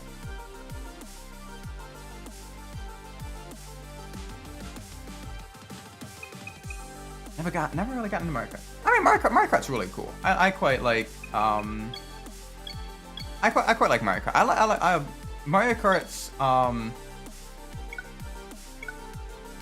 mean, I have a soft spot for Super Mario Kart because that was like my introduction to Mario Kart. But even then, it was still really, really cool. I have a high respect for the guys who did the Aomon and Sidecar. Aomon in general is absolutely terrifying. Like every year it's pretty much guaranteed that someone gets into a fatal accident. It is a dangerous race. 100%. But people still do it every year. And the being able to, control a motorcycle through the tight, twisty streets with, fences and everything like that on the side. And it's terrifying. It's scary. Everyone talking about Persona, but it's only on the Xbox PC so far. I mean, I'd imagine, given the fact that Persona has consistently been a Sony exclusive, I'd imagine that it would also be available on like the PlayStation 5. I don't think that they would all of a sudden just stop making it for the PlayStation when they've been a PlayStation exclusive for so long. If they do, I'm gonna eat a hat because holy crap, that'd be very rapid change of the status quo. But still really, I can't imagine it too much. There's an article with one driver, the front tire traveled 2 miles less than the rear. Oh yeah, because they do the wheeling and everything as well, and they catch area with the crests, and it's a bumpy countryside streets. You have fences, you have houses. If you fall off, there is a high chance you are getting severely injured or killed. But people still do it, and it's terrifying. That is one aspect of motorsport I don't think I would ever want to do in my life. Like rally racing, sure. Dakar, I'd love to do it. Stock car racing, yes please. Oval racing in general, yes. But motor specifically like the Isle of Man, that's terrifying. So that is Super Circuit. Okay, to be fair, Super Circuit is not that great of a Mario Kart game. I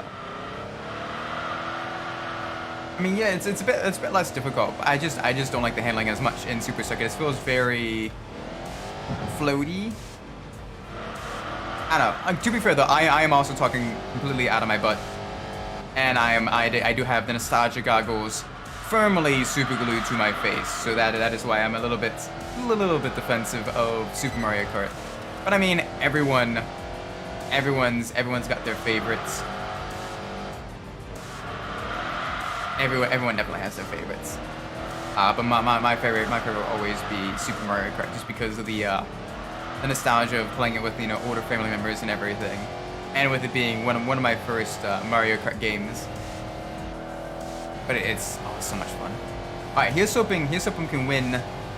So we did have a vehicle here that we haven't won yet. The Mitsubishi. Oh, sorry, the Mazda Savannah. We did get the Mitsubishi Gallant GTO earlier, a couple streams ago. So we can probably win the Mazda Savannah. Then it's a toss-up between 64 and 7. Fair enough. 64 had a lot of really cool tracks, but the handling was not great. 7 was interesting, but 7 is also kind of a little bit on the forgettable side compared to Wii or 8. A lot of the Wii U games were very forgettable. Not in like a bad way forgettable. Like they weren't bad games, but it's just like you usually remember the Wii versions or the Switch versions more so than the Wii U versions. Which it's a shame because the Wii U was a really cool idea, but it just didn't It just didn't pan out for Nintendo. 7 was a 3DS game? What was the one? What was the one then for the Wii U? 7 was a 3DS game. Like I said, I'm kind of talking to my butt, I guess. Have you tried NASCAR Rumble? Funny you should mention that. Midnight actually was talking to me about NASCAR Rumble a bit earlier, a couple weeks ago, when during the 8 was for the Wii U. Oh yeah, and 8 Deluxe was for the Switch. Okay, my apologies. That was my mistake. But Midnight was telling me about NASCAR Rumble. Back in the early gameplay of Midnight Club 2. I definitely want to try it. I've seen a little bit of gameplay for it, but I've not played it myself. What race do I want to do? I want to see how bad we'll get completely shredded in the Sprinters Cup. Yeah, no. Pacific Challenge? What are we up against here? Supra, Rally Car, and a T-Bird. Alright, we at least have a chance of beating the T-Bird. Let's try it. We may have a shot. we may be able to let the Corvette kind of pull us to victory. I love this color on the Corvette as well, the kind of silvery blue color. Very, very nice. I mean, a lot of the C2 Corvette looks good in nearly any color. Tuxedo black, absolutely gorgeous. The desert tan, yes. Of course the Corvette red, obviously great color. It just looks so good in pretty much every single color. It's one of the few cars that looks good in like nearly any color you put it in. You even have the metallic mint green as well, which was a more limited color. And it looked good in that too. Oh my gosh, it did look very, very nice. Very snazzy in that color. 7 is an objectively better game than 64, but nowhere near as memorable as 64. That is true. I mean, I completely forgot even what system it was on. Which goes to show just how memorable 7 was. Oh, very sideways to that corner. And people say muscle cars can't drift. We're drifting through every single corner here because the Corvette is a little bit tail happy. Especially if you get it up onto the curbs. Thankfully though, the Corvette, it does have independent rear suspension. It's got a really, really cool leaf spring as well. As opposed to most other vehicles with leaf springs, where the leaf springs are running parallel to the direction of the body. So basically from front to back. The Corvette, the C2 Corvette has a fiberglass leaf spring that goes from side to side. So you basically have a semi-independent rear suspension, where technically they're both connected to a singular spring, but both the left and right axles can move independently of each other. Which is really, really cool, and a kind of a cheaper way, and a more lighter weight way to kind of have independent rear suspension for less complexity and less weight compared to the likes of like the Jaguar independent rear suspension or other very, very complex independent rear suspensions at the time. Then 7 also introduced many features that people love in 8, like the kart customization, gliding, and underwater sections. That is true, but at that point though, then 8 just becomes 7, but better. And then you have 8 Deluxe, which is even better than regular 8. So it becomes one of those things where, yeah, 7 was good, but if you're playing 7, you may as well play 8 Deluxe, because it's just 7 but better with more content and everything. Whereas 64, well, it's objectively not as good. It's the only one in this series where you can get that kind of experience. So it's one of those, do you rate it on pure objective quality factor, or do you rate it more so on what you recommend people play for the experience factor? That's also why you don't really see too many people play the first Gran Turismo game, because Gran Turismo 2 is basically just Gran Turismo 1, but more.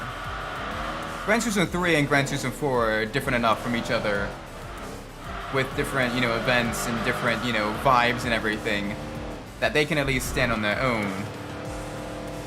But Gran Turismo 1 doesn't really have anything to make it different compared to Gran Turismo 2. And Gran Turismo 2 has more events, a better difficulty curve, more customization, and so many more cars. 8 and DS are my top 2 favorite Mario Kart games. Yeah, I'd say 8 is definitely up there. DS is up there. Super Mario Kart is definitely up there for me. Those are probably my top 3. The order in which probably changes quite frequently, but those are my 3 favorites, and the 3 that I have probably the most time in. Have I heard of Diablo 4? Yes, I saw with the New York. It's kind of not haha funny, but very interesting. Very interesting, funny.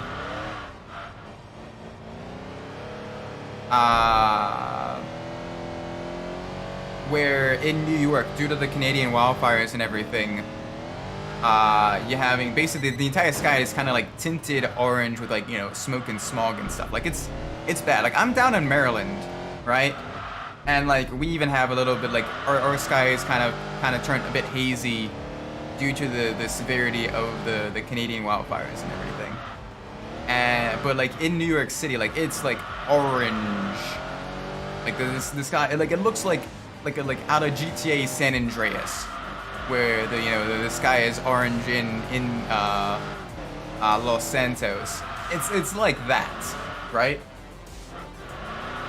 And in Times Square they had the Diablo 4 not only announcement but like advertisements and everything. And oh, that GD GD STI is right behind us. We need to kind of pick up the pace a little bit, going a little bit slow.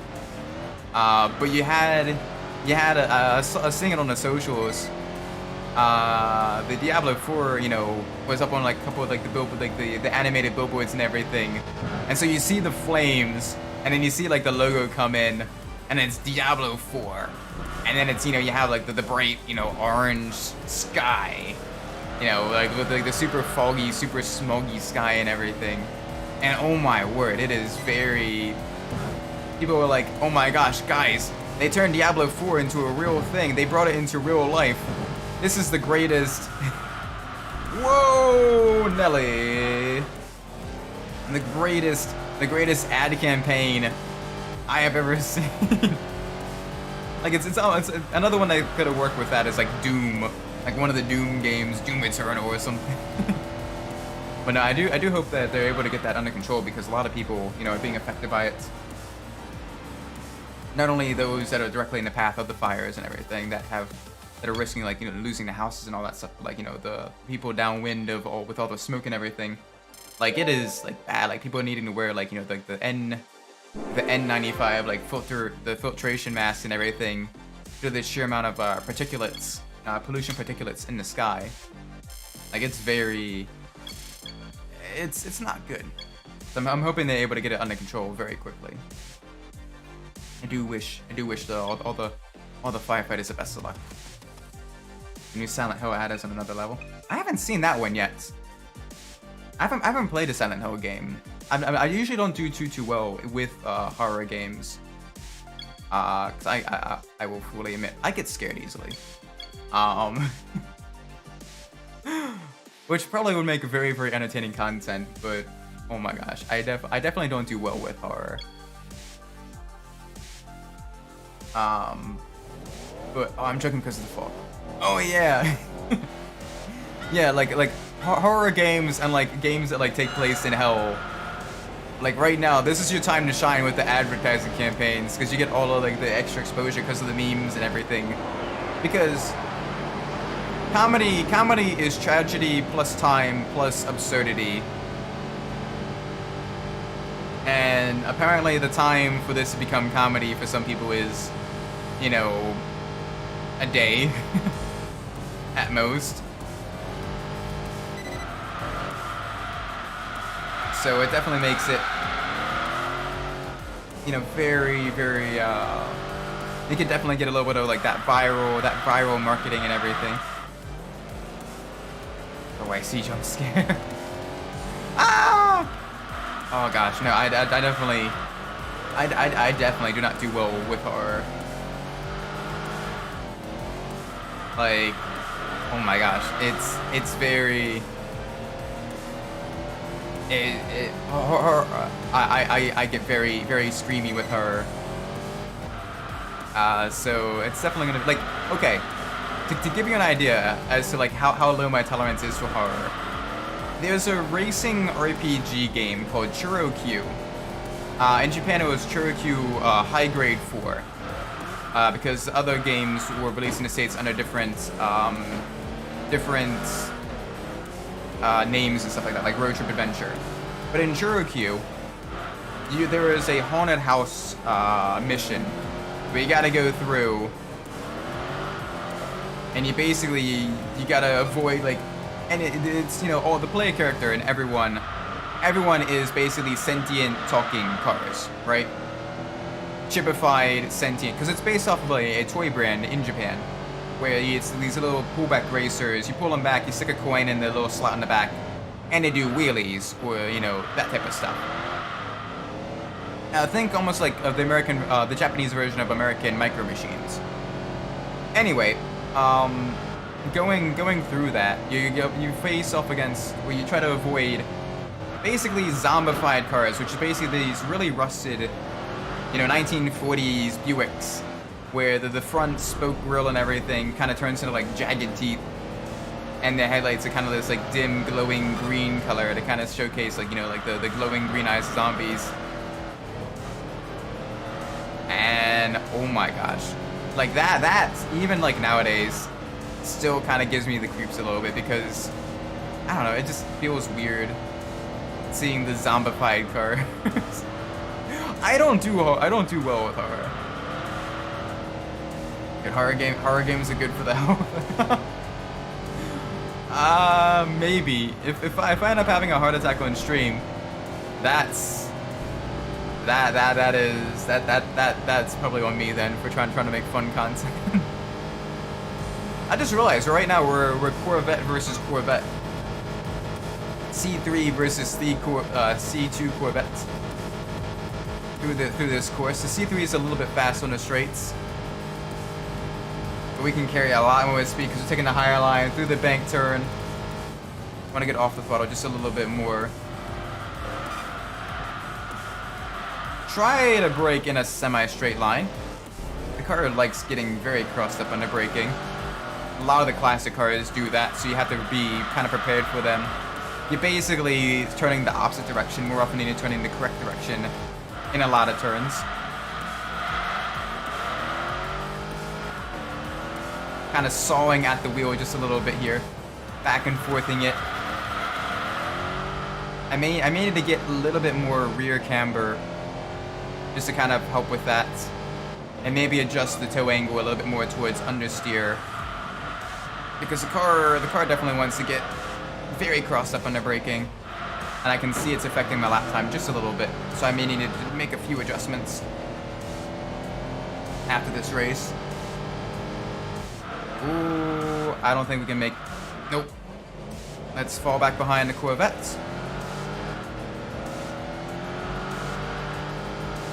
Let's try to find a different corner.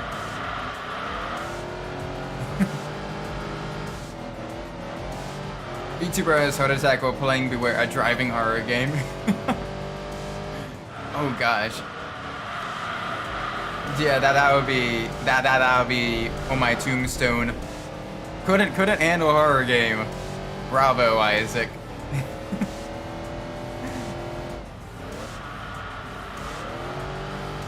Like, especially things that deal with like, the uncanny valley. So things like zombies or like animatronics.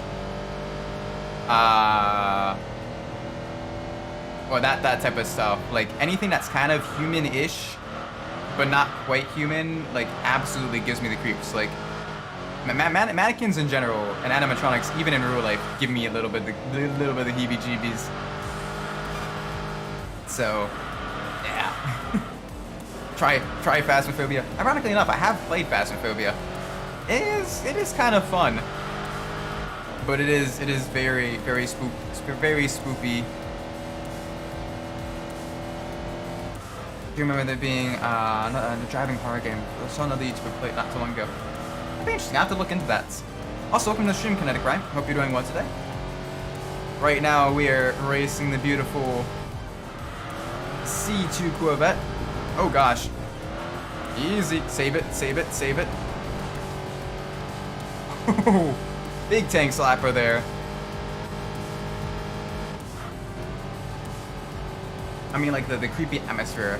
I hate it when I go all jump suit because that's annoying. Yeah, I definitely like the more like atmospheric horror games. Those are a little bit better because one, you kind of have a lot more like the tension and everything to build up. In that regards, I think that'd be kind of cool. Canyon Duel is also hard for some players. Oh my gosh, the Canyon Duels used to give me a lot of difficulty when I was younger.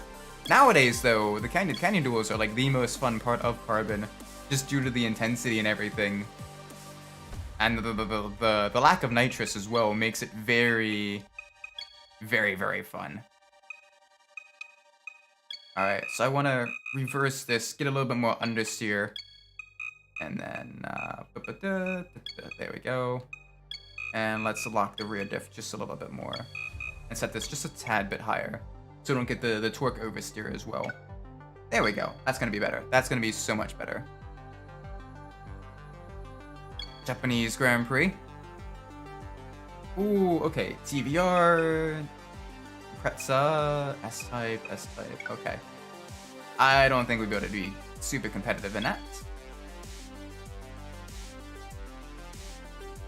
This, however, we have a much better shot at, because four-wheel drive cars in this game definitely punch well above what the game thinks they can punch, which is a good way of kind of cheating the odd system. Is to use a four-wheel drive vehicle, because the game thinks that the heavier vehicle, the added weight of the four-wheel drive,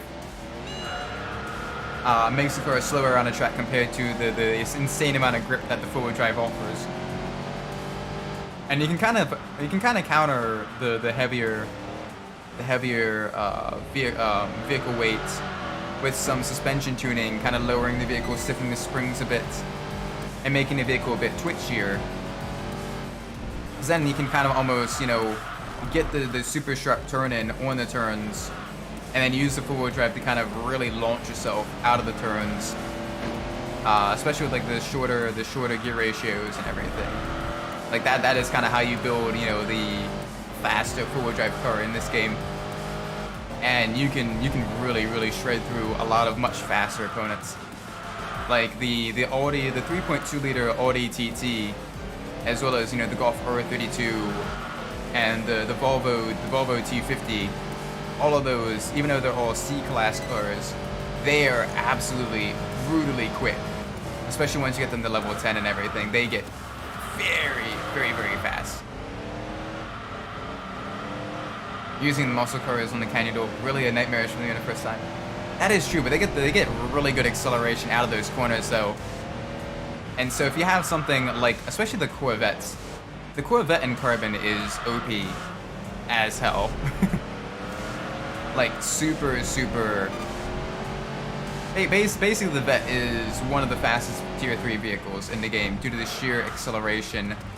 And it has the handling of a, you know, like it has better handling than the Super as well, despite it being a muscle car. And oh my gosh, the Vet is so quick. You do some minor adjustments just to make it a little bit more planted in the corners with the suspension. And oh my word, it is a rocket. Like, normally the black box era games prefer vehicles that are lightweight, you know, mid-engine, super short wheelbase. Well, in Carbon, that gets thrown out the window. Basically the Corvettes, and to a lesser extent the Viper, but mostly the Corvettes absolutely dominates events. And if you go up against a Corvette, you're gonna have to really fight. You're gonna have to really fight in order to not lose against the Vet. Like I'd rather go up against the Carrera GT or the Ford GT in Need for Speed Carbon than go up against a Corvette, because of the sheer acceleration of the Corvette just makes it so that it's almost impossible to block on the straights, and it's very difficult to pass on the turns as well. Whereas at least with the Ford GT and the Carrera GT, you can kind of position yourself through the twisty bits to the point where you can block them with a very high degree of, high rate of success. And also, if that ASL Garaya can stop rear-ending me, I would greatly appreciate that. Alright, let's get into your slipstream. Little tiny Japanese sports car that unfortunately never met production. It did, however, have a GT300 class racing car that was quite successful in class in the Japanese Grand Touring Championship. But the Garaya never had a real a production run, which is unfortunate because it would have had the Nissan SR, the naturally aspirated Nissan SR20, so the 2-liter naturally aspirated SR20 engine mounted midship in it, and it would have been a pretty quick car. It would have basically been like a Japanese Lotus Elise.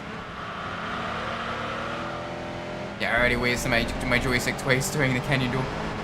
Darius's canyon duel was very, very tricky. That Audi R8, or the Audi Le Mans as it was known at the time, that was a very fast car. And even to this day, Darius's duel still is probably one of the most difficult battles in Need for Speed history. That or going up against Ryo Watanabe at Tokyo, especially the Tokyo time attack.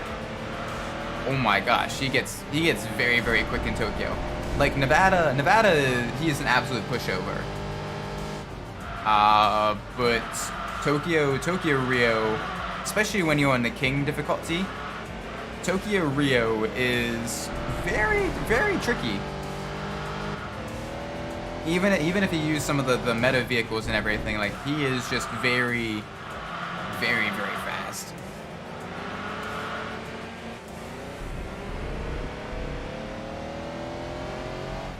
After that, you haven't really had too many Need for Speed games that had difficult or memorable bosses, though.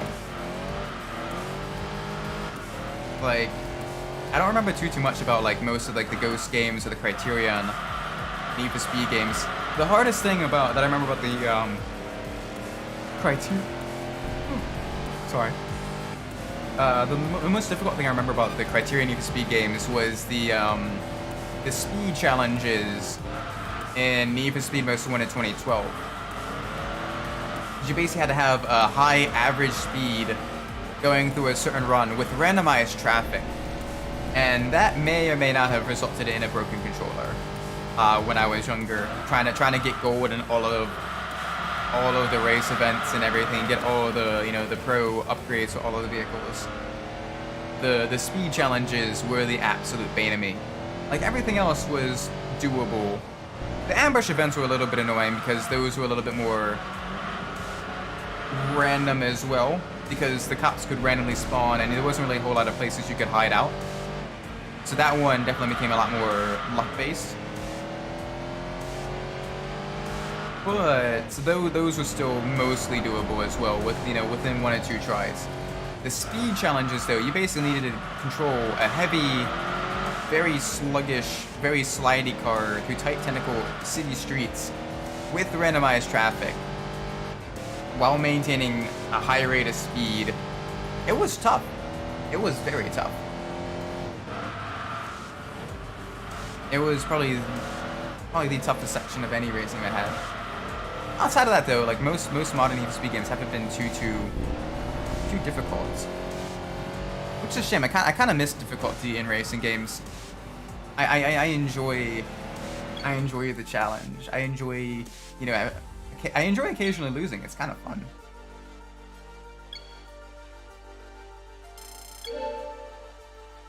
There we go. A little bit of a level up there. There we go. Get a little bit more power into the big old American V8. Yeah, our ranking is going to decrease just a little bit. Let's see if we have another race. So we do have a free week now.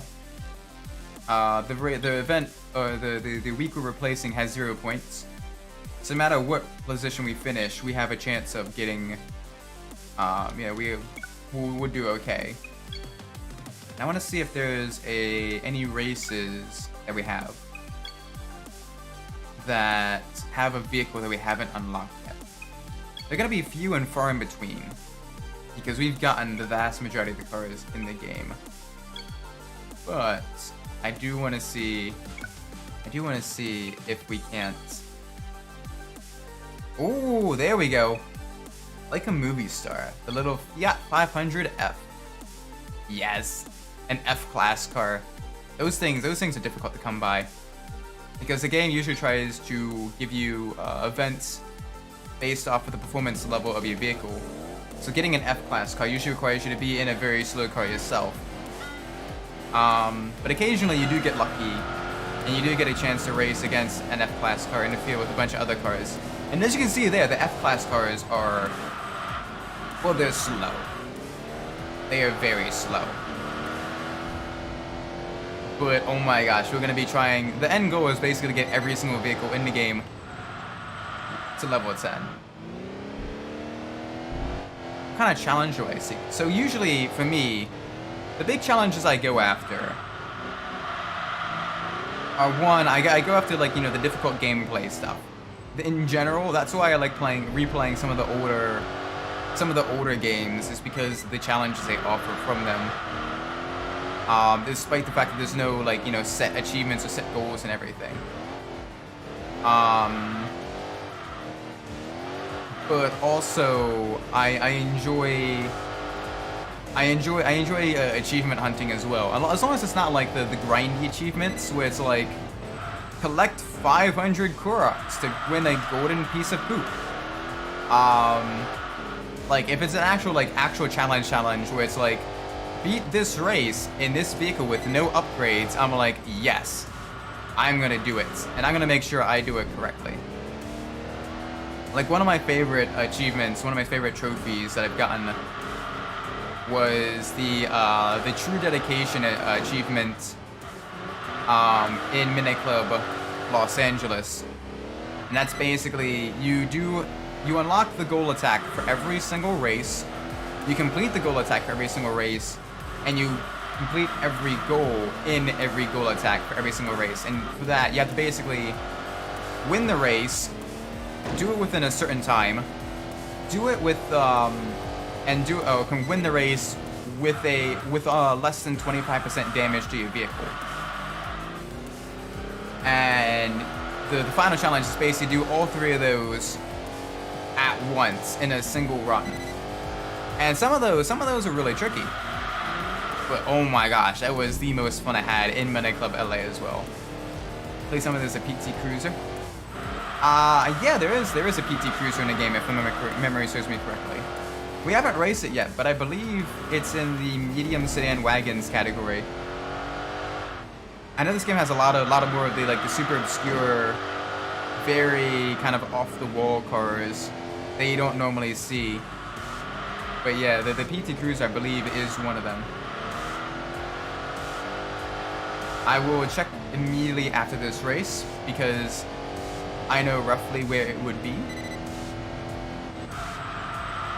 Oh, please, brake car. There we go.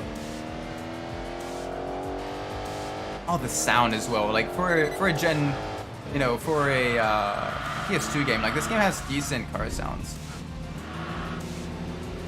Sounds like a Gran Turismo / Burnout. Oh yeah, yeah, Midnight Club. If you've not played any of the Midnight Club games are very fun. All of them are very, very, very challenging, very difficult. And the best way to describe them is kind of basically the handling model of Burnout with the crazy slides and everything like that, and like the super powerful boosts. but with the customization and the street racing culture of Need for Speed. And it's cool. The Minute Club games are very, very awesome. We're gonna be playing some Minute Club 3 next week, and that's gonna be very, very fun. We're gonna have a lot of fun with that. All right, please, Fiat 500, Fiat 500, Fiat 500, give it to us, give it to us. Yes! Ah, that's my elbow. Ow. That hurt. True Minute Club games are really, really good. Look at the little tiny car. Super tiny little Fiat 500, less than 20 horsepower. So cute. That's gonna be a fun one to drive. Oh my word. There we go. Give me some a little bit lighter Corvette. All right. But, you know, the Minute Club games, I really enjoy them. I've even begun to kind of appreciate Minute Club 2, despite the fact that was probably one of my least favorite of the Minute Club games. But Minute Club 2 is still very, very good. Alright, so it's probably in medium sedan wagon. Where would it be? Do not make a liar out of me. I could have sworn this one had the PT Cruiser.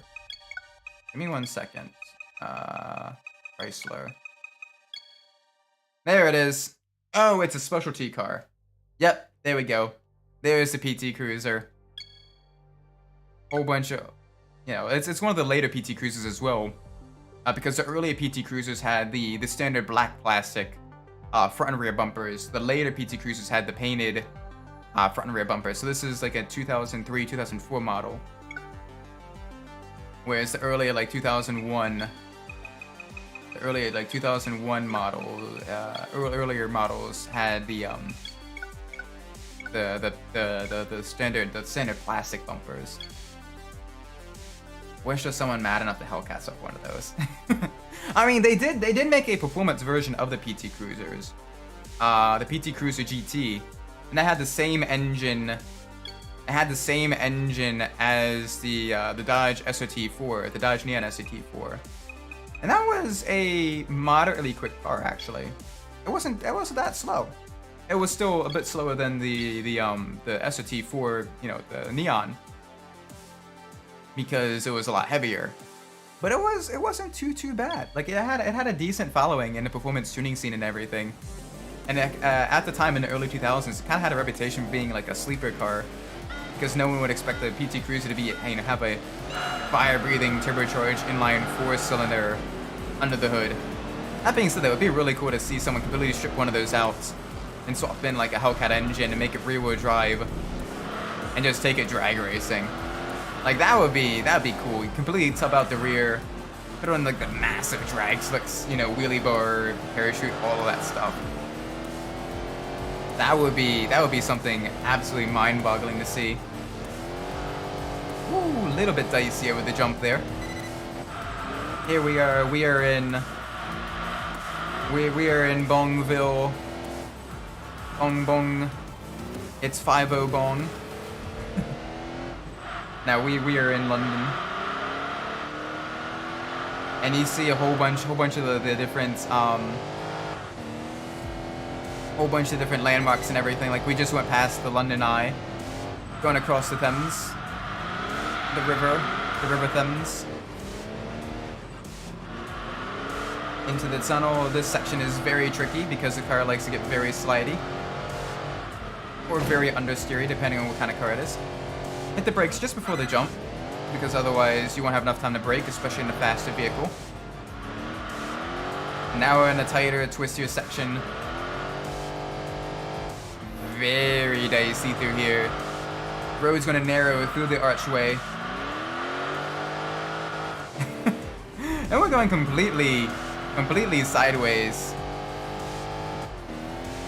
I miss these weird cars. When I was a kid, I thought the Chevrolet SSO was really cool. The SSO was really cool. The truck convertible thing. I kind of missed like the crazy like early 2000s vehicles and all that. It was kind of back during like the little bit of like an economic boom prior to the crazy mess in '08, where manufacturers were kind of like experimenting and really kind of, you know, making fun vehicles. You also had the kind of the revival of like the retro styling as well, with like the, you know, the new Beetle, the, oh gosh, that was dreadful. The Mini Coopers, the SSR, the PT Cruisers, the Chrysler Prowlers, and all that stuff, the Ford T-Birds.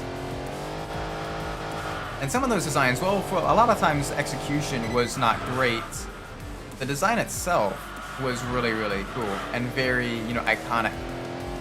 Something that you'd love to see on the road that was like instantaneously recognizable. And it's just amazing.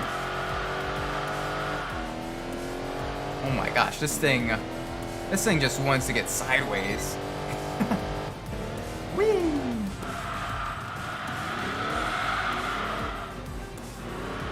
Oh boy. Alright, back to the left. Back to the left. Here we go, here we go.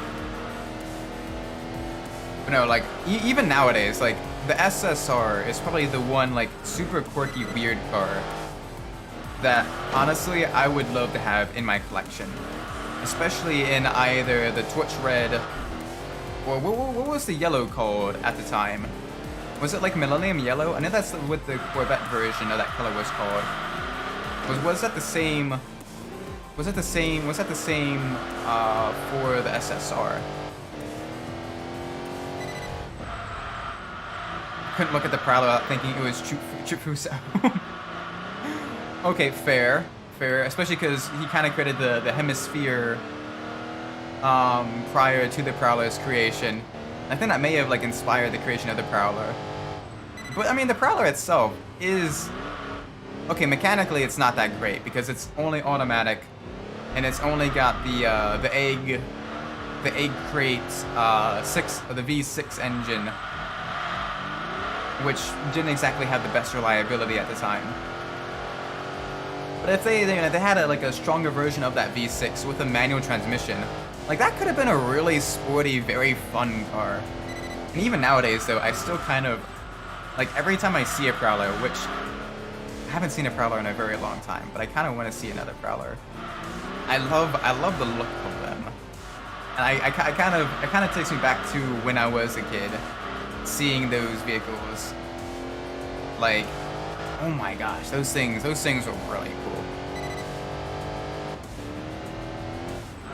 Like early 2000s American cars, they were horrible, but a lot of them were kind of cool looking. So I have this weird like love-hate relationship with them where I'm like, yeah, I recognize it was kind of crap. Oh my word! Very dicey over the bump there. This is why you keep your car straight going over the jumps as opposed to trying to make a turn early.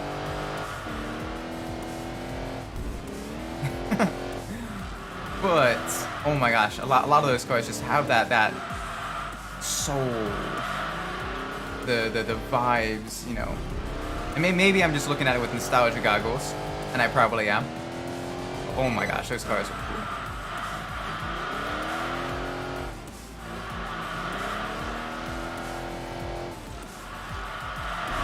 Big slide. We're basically completely drifting all the way through London. Woo! Corvettes in London. Woo! The gray plastic interior is becoming nostalgic. Oh my gosh, that like unlocked the core memory. Like the smell as well. Like during like the hot summer, like the kind of plasticky smell that would like you'd have in the cars during that time period. Don't forget like, oh, thank you for liking. I definitely appreciate that. But you guys don't have to. Only like if you actually enjoy it. If you don't like it, you know, let me know and give me a big dislike as well. Because even though you guys don't see the likes and dislikes, well, you do see likes, but you don't see dislikes. I see them, and that kind of lets me know, like, hey, take another look at this, see what was wrong. Did you do something stupid, or like, was your audio all messed up, or anything like that? So it is helpful, both positive and negative feedback. So I do appreciate that. man, this vet though, super dicey. Nope. Okay, that wasn't nearly as bad as the previous time. But that jump, you get off the throttle, and it just wants to come out from underneath you. The older cars in this game are very, very tricky to drive because they have considerably less grip than their modern counterparts. But they still have plenty of power as well, lots of torque as well, because most of them have, you know, big V8 motors. So it makes driving them just a little bit sketchy. Like I said, you're basically seesawing at the wheel, trying to keep the car going in a semi-straight line. Whew. That was nice. Oh man, to be fair though, we managed to completely beat them despite having one of the slowest cars on the grid, which is nice, especially because this is one of the tracks that I'm not all that great at. Oh, no level up though. No level up. Unfortunate. Our ranking has improved though, which is good. We're probably right on the precipice of level 10. Yeah, we're at level 8 now, probably right before we become level 9. So if we can get another...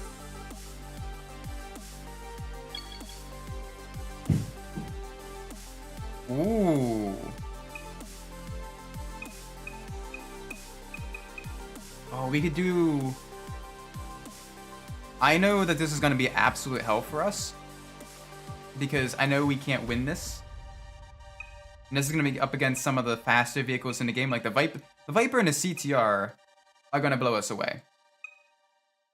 The Evo and the Golf may be a bit tricky, but this is on the Nordschleife, which is one of my better tracks. So I don't think we're going to win this, but we may have a shot at completely, you know, doing decently enough. And this is like the super special events where basically only like the top 6, you have to be in the top 6 of the rankings to be able to even enter this event. And oh my gosh, the nerves.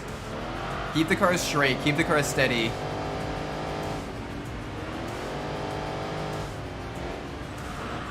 CTR Crash Team Racing. Yep, the Crash Team Racing Yellowbird. Oh, there goes the Viper. Kinda figured. We got the Evo 3 behind us. I'm hoping we can at least hold them off for a little bit. If we can finish 4th, that is still going to be a massive amount of points. Because this is the King of the Year Cup, which basically every vehicle is at level 10 here, and it's the fastest and most aggressive AI as well. And ooh, very slidey. There goes the Yellowbird, which at the time held the record for one of the fastest vehicles, fastest street legal production cars in the world. Not for long, but it did hold it, which is really, really cool. It beat out the likes of the Ferrari GTO, you know, the Lamborghini Countach and all that stuff. And you can see, oh my word, it is already, you know, that and the Viper are already, you know, pulling away. There goes the Evo 3. I'm hoping we can at least get a 4th. Like, the Golf we can probably be relatively evenly matched with us having the good straight line acceleration and okay-ish handling on the Nordschleife. And the Golf having the four-wheel drive stability and that top speed as well, because it has the VR6 engine. Oh my word. Again, seesawing at the wheel.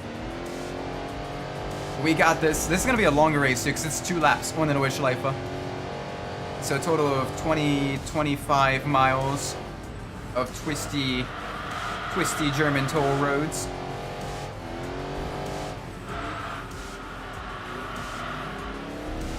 Use a little bit of throttle to kind of stabilize myself coming out of the corners.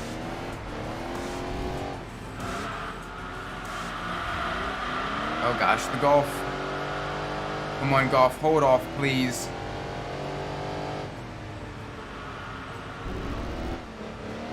Oh my word. I'm like teetering on the edge of control with this car.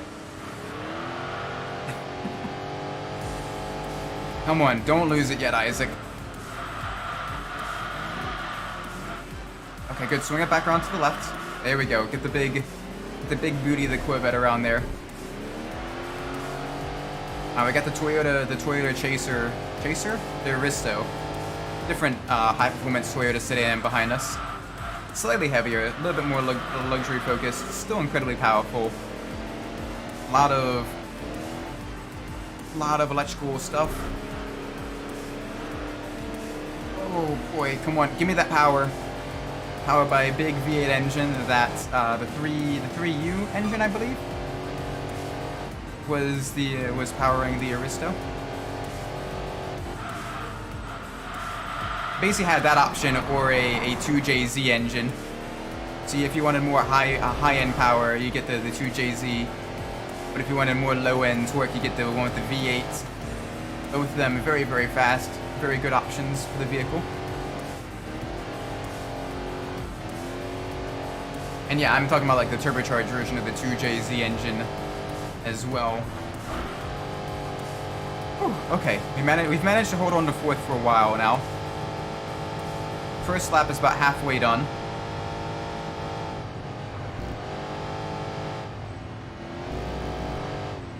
Alright, slight graze of the brakes with the weight transferred to the front. Get the car turned in for the sweeper left-hander. Gonna go back into a twisty section now. Oh, that Toyota and the Golf are still right behind me, though. Nice and smooth with the hairpin. Gradually get back on the throttle. There we go, there we go. Oh my word. Raise the brakes just a little bit for the carousel. There we go. Use the banking to our advantage. Pull out of there. Gradually get back on the throttle. Don't mash the throttle too early or you will upset the balance over the banking. And a car like the Corvette will spin.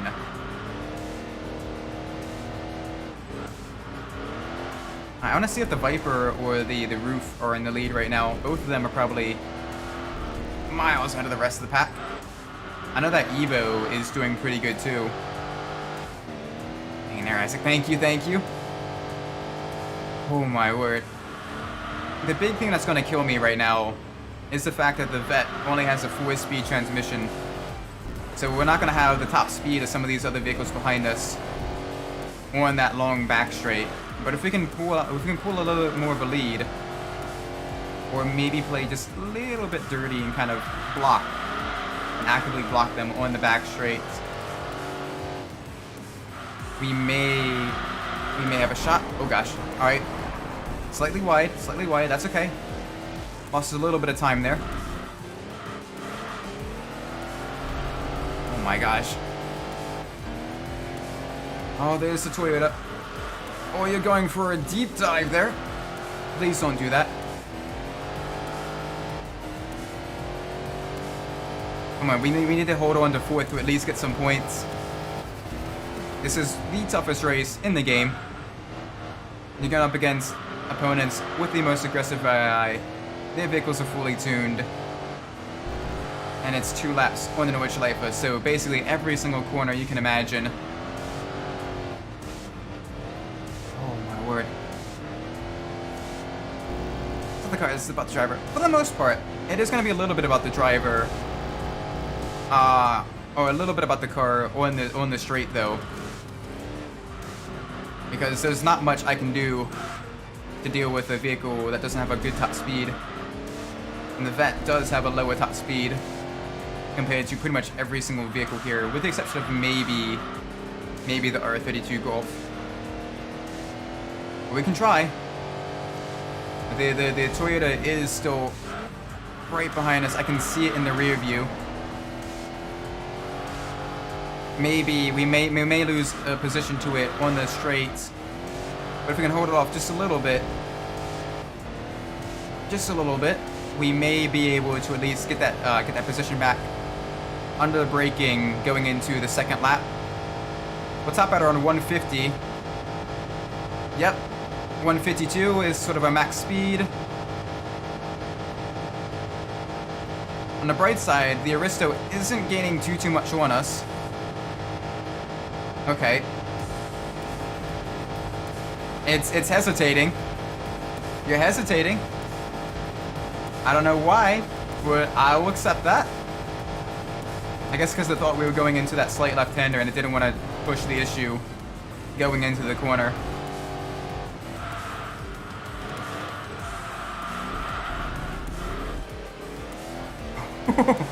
That was sketchy. Car nearly spun 2 separate occasions there.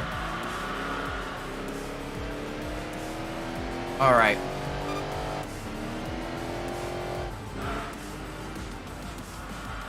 Gently graze the brakes. Side by side. Alright, we lost the position. That's fine. We can get that back. Stay behind. Put on the pressure.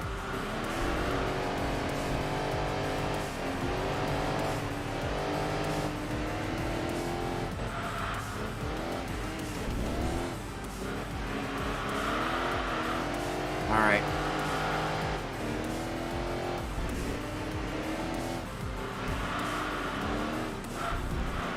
Okay. Easy there. I felt that the rear is sliding around just a little bit.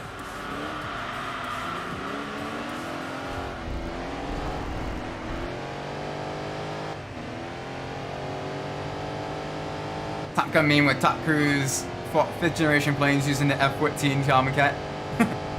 Yeah, things that would never really be possible in real life due to the stealth capabilities and everything of those 5th generation fighters. That F-14 would be smoked. But hey, makes for great cinema at least. Okay. Here we go. Raise on the brakes just a little bit. Big slip angle in here.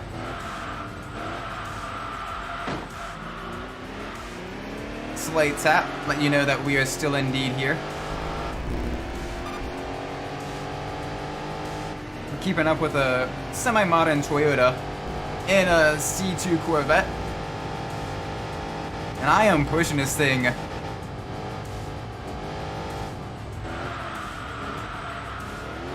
to within an inch of its life.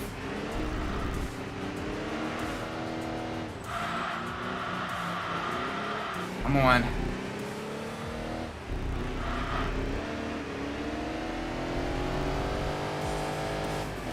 Alright, big focus time. Big focus.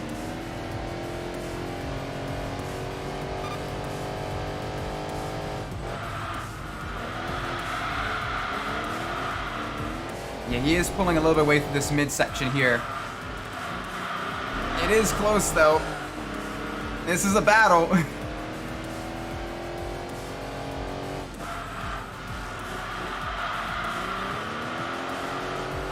But I am trying my best. Oh! Scheiße. Alright. Hey, you gotta use a German swear when you're on the Nordschleife. Oh, come on.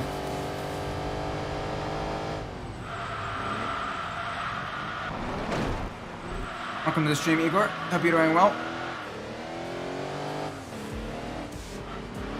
Yeah, right now we are basically pushing this C2 Corvette well within an inch of its life.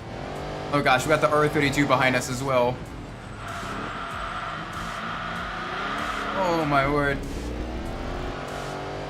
Okay, we need to focus. Now back down. Get back up with the Aristo. Come on. Man, this is a tough one. The fact that we have been this competitive, though, is very impressive. Oh my word. Alright, come on. Big push, big push, big push. Let's see if maybe the Arista has a little bit of issues on the higher speed section here. So we don't really reach top speed here. We get close. Okay, we do reach top speed this time around. We do have a shot. We are gaining a little bit of time on the Aristo. There we go, it's back. It's back within our sight now. Alright, we need to make a very strong third sector. Let's go. Big push.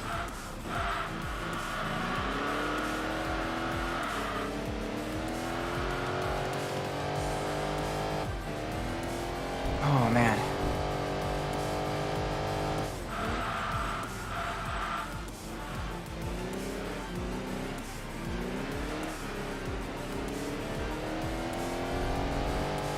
Yeah, we're gaining on it.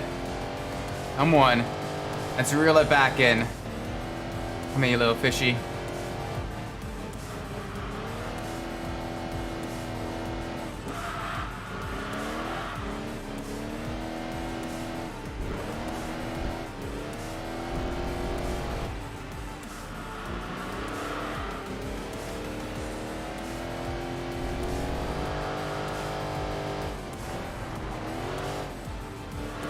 Oh man, we're using a little bit more of the track than the track exists.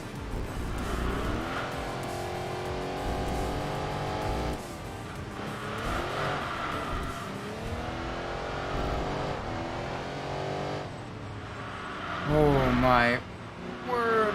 Come on, come on, come on, come on, come on, come on, come on. Get it back together, get it back together. Slight mistake there.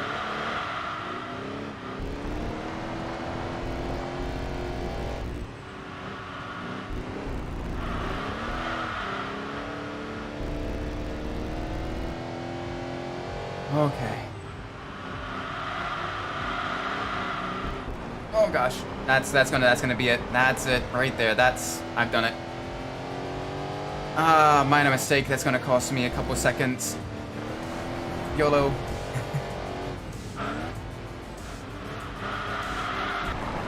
We are basically overdriving this Corvette in an attempt to catch up to that Aristo. But on these mid-speed corners, I don't think that's going to happen. We can certainly try.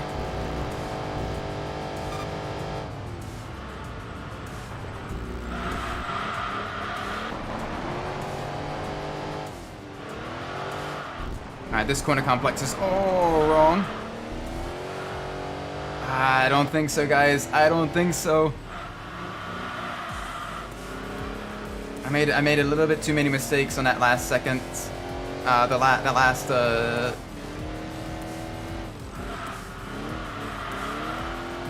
last sector.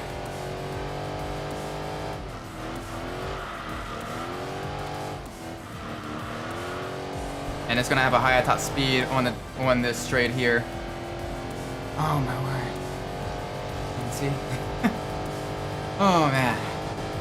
Yep, no, we have lost. Dang. Nice try. Thank you for that. Oh man. Ah. We were close. We managed to reel it in a little bit. Through the carousels and everything. But now, nope. That wasn't the case. GG though. GG to the driver of the Toyota. That was a very, very fun battle. And I was not expecting. I was expecting the Golf 432 to be a little bit trickier. But we instead. That Toyota was very quick. Oh my gosh, 2 minutes and 10 seconds behind the Roof CTR. Jeez, and that was 8 seconds ahead of us by the end of there. Oh my word. Okay. GG, well played. Thank you, thank you. We at least leveled up to level 9. Get some extra grippier tires. Oh, our ranking is gonna tank though. Yeah, kind of figured. That's fine, that's fine. Oh man, that was fun though. That was really, really good. Alright, let's try to get this level 10 before the end of the stream. Then be picking our real sports car afterwards. Where should we race? The Mirage Rally, maybe? Ooh, Corvette versus Alpine. That'd be kind of fun. Corvette versus Alpine in the desert. Granted, the Alpine does have a rally pedigree, so that's gonna be very interesting seeing.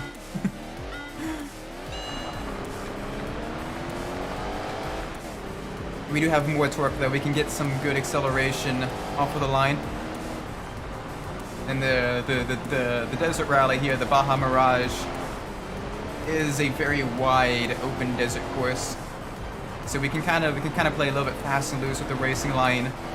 As long as we don't go outside of the red and blue signs, we're good. If we go outside of there, then our car gets stuck and a race is immediately over. So we don't want that to happen.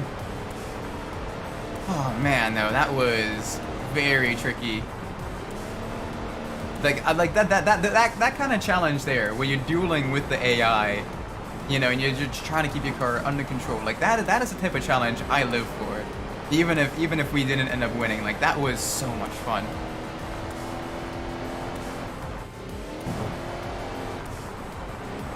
I mean, yeah, like, I mean, within reason, like right around like the top, like right around like the upper level of like my skill ceiling is like the tough gameplay. Like tough but fair as well. Like I don't like the super like cheatsy gameplay. Like I don't really like, I'm not a really big fan of like the rubber banding AI per se.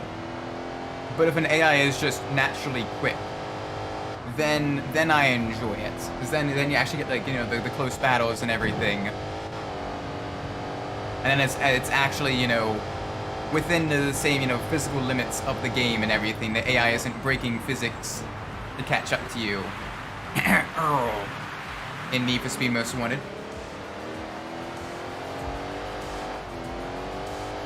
Alright. Sideways through this corner here. Getting very, very close to the end of this track. It's a very quick point-to-point race. Usually most runs go through less than a minute and a half. Most rally cars can take it in less than 2 minutes. Oh my gosh, drifting in the sand is very fun though. Whee!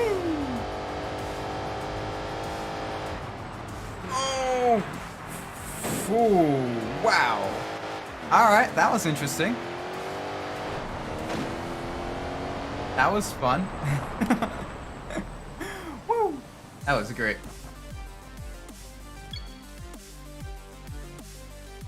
Oh, I'm trying to tease me. Thank you. Nah, it's. Oh my gosh, that was great. That was so much fun. We got one more race before a vehicle is leveled up.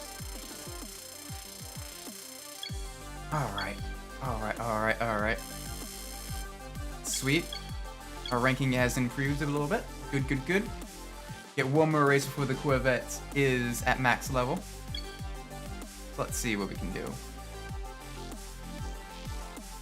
Ooh, the New Year's Cup. Ooh, this could be an interesting one. Let's do it. We're gonna get absolutely bodied here, but you know, it's Autumn. It's Autumn Hill, one of my favorite tracks in the game. Very, you know, simplistic, very fun. And like I've said before in multiple streams, but it reminds me a lot of like the Goodwood circuit. And it's just enjoyable. The simplicity of it, because it means even like the classic cars can be fairly competitive against, you know, the more modern vehicles. It's all about carrying momentum through the corners. And yes, we have the grippier tires. So this thing actually handles okay-ish now.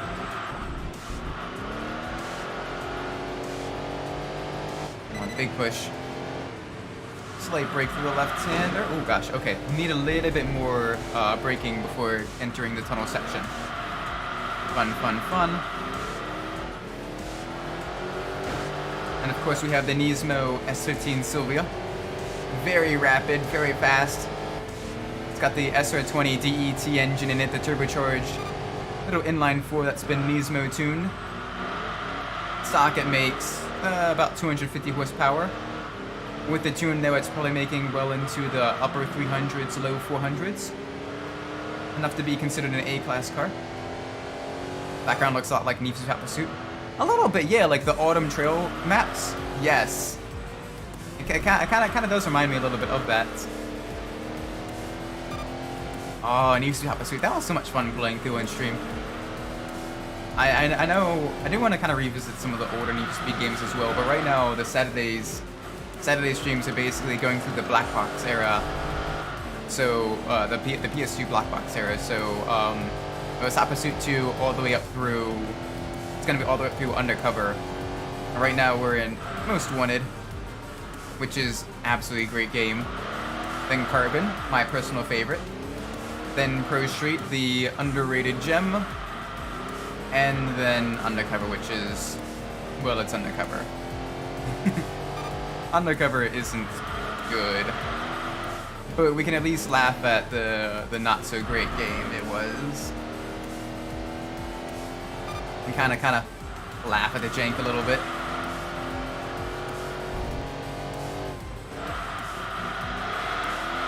The cars in this game are a lot slidier than the cars in Gran Turismo.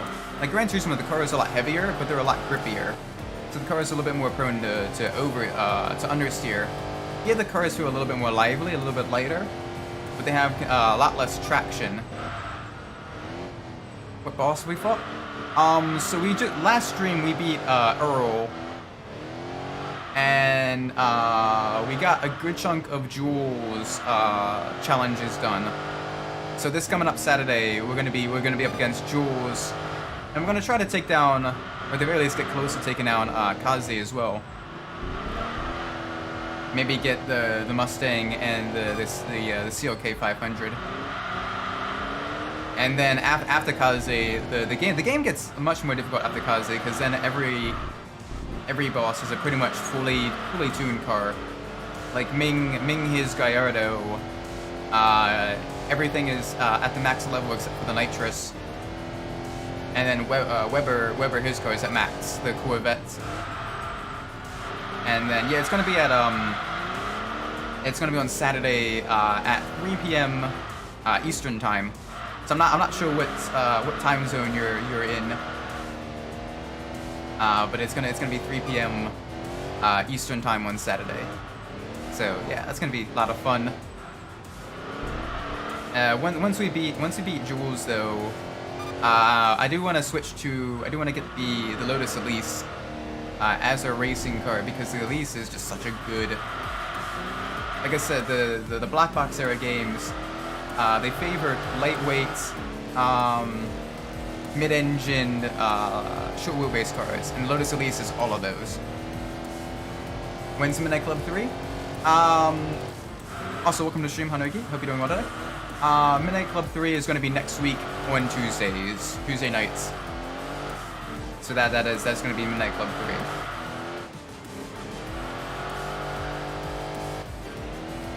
I'm looking forward to it. Probably going to be doing mostly muscle cars and stuff through it. Midnight did tell me about the custom, or the secret liveries for some of the more lowrider inspired cars. So I do want to eventually see what all of those look like.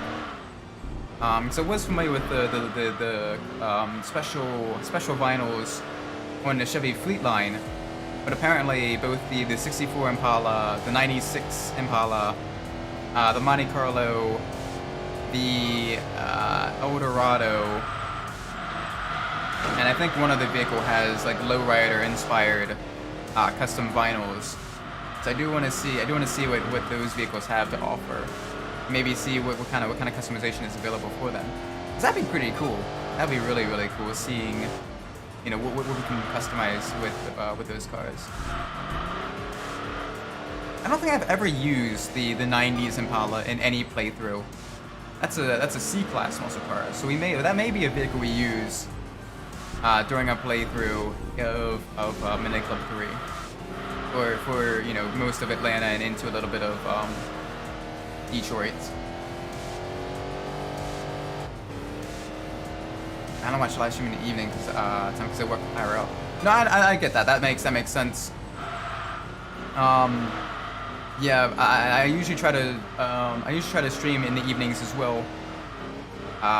Because you know I had work as well. So that definitely made it, you know, more difficult and everything. But I do enjoy the evening streams.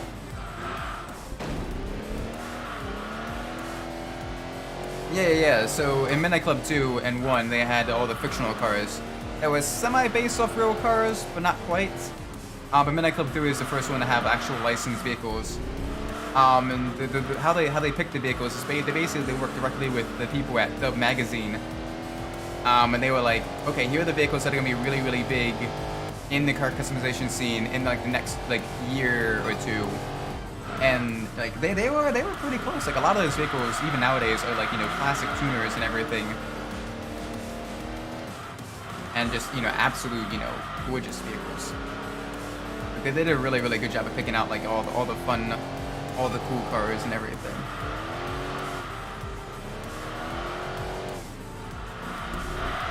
But yeah, it's the first one with like the actual real world vehicles.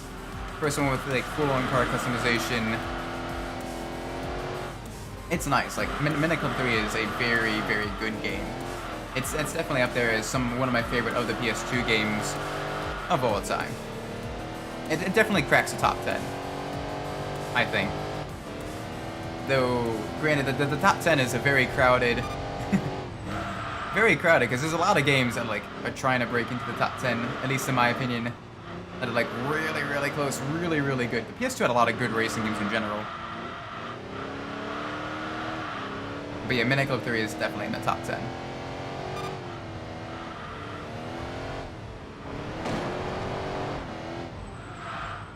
I heard to try it. Sweet cooking? I have not. What is that?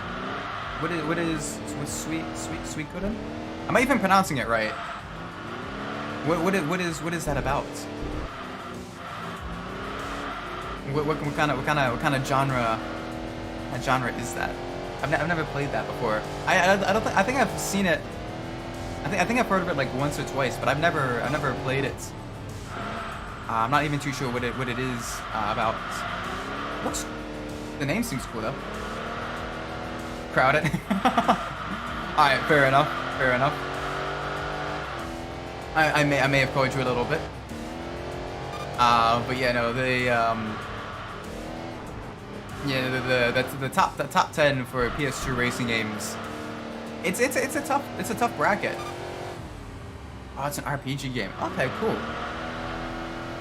So like, is it like turn-based strategy, or is it like, you know, like real-time strategy, or how does it work? So I like the combat system in Final Fantasy X, where it's the turn-based, and you can kind of see like who's going up next and everything, and you can see how your moves kind of affect the order and all that. Like that is really, really cool.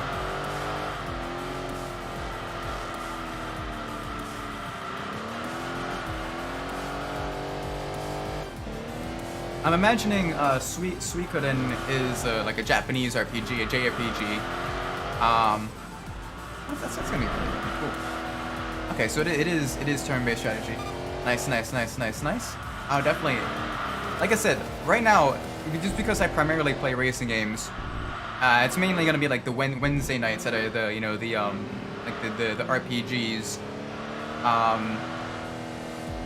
But there is a lot of RPGs on the backlog. And unfortunately, with the length of the RPGs as well, like, oh my gosh, it's gonna take a while to get through a lot of them. But I'm gonna enjoy the experience all the way through.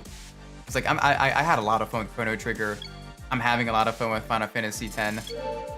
I'm probably leaning towards Golden Sun next.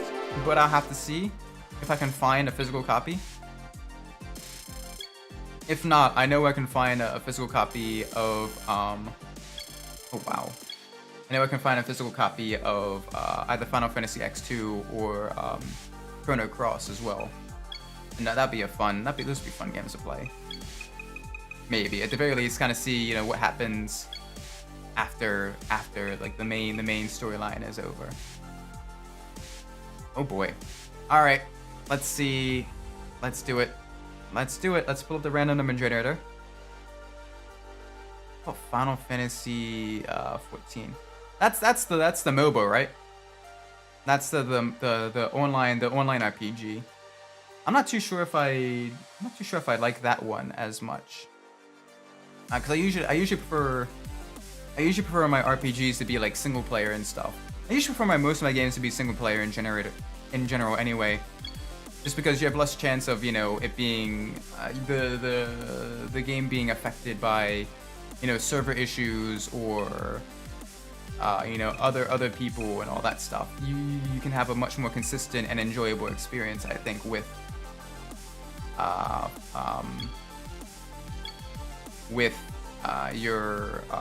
the single player RPGs.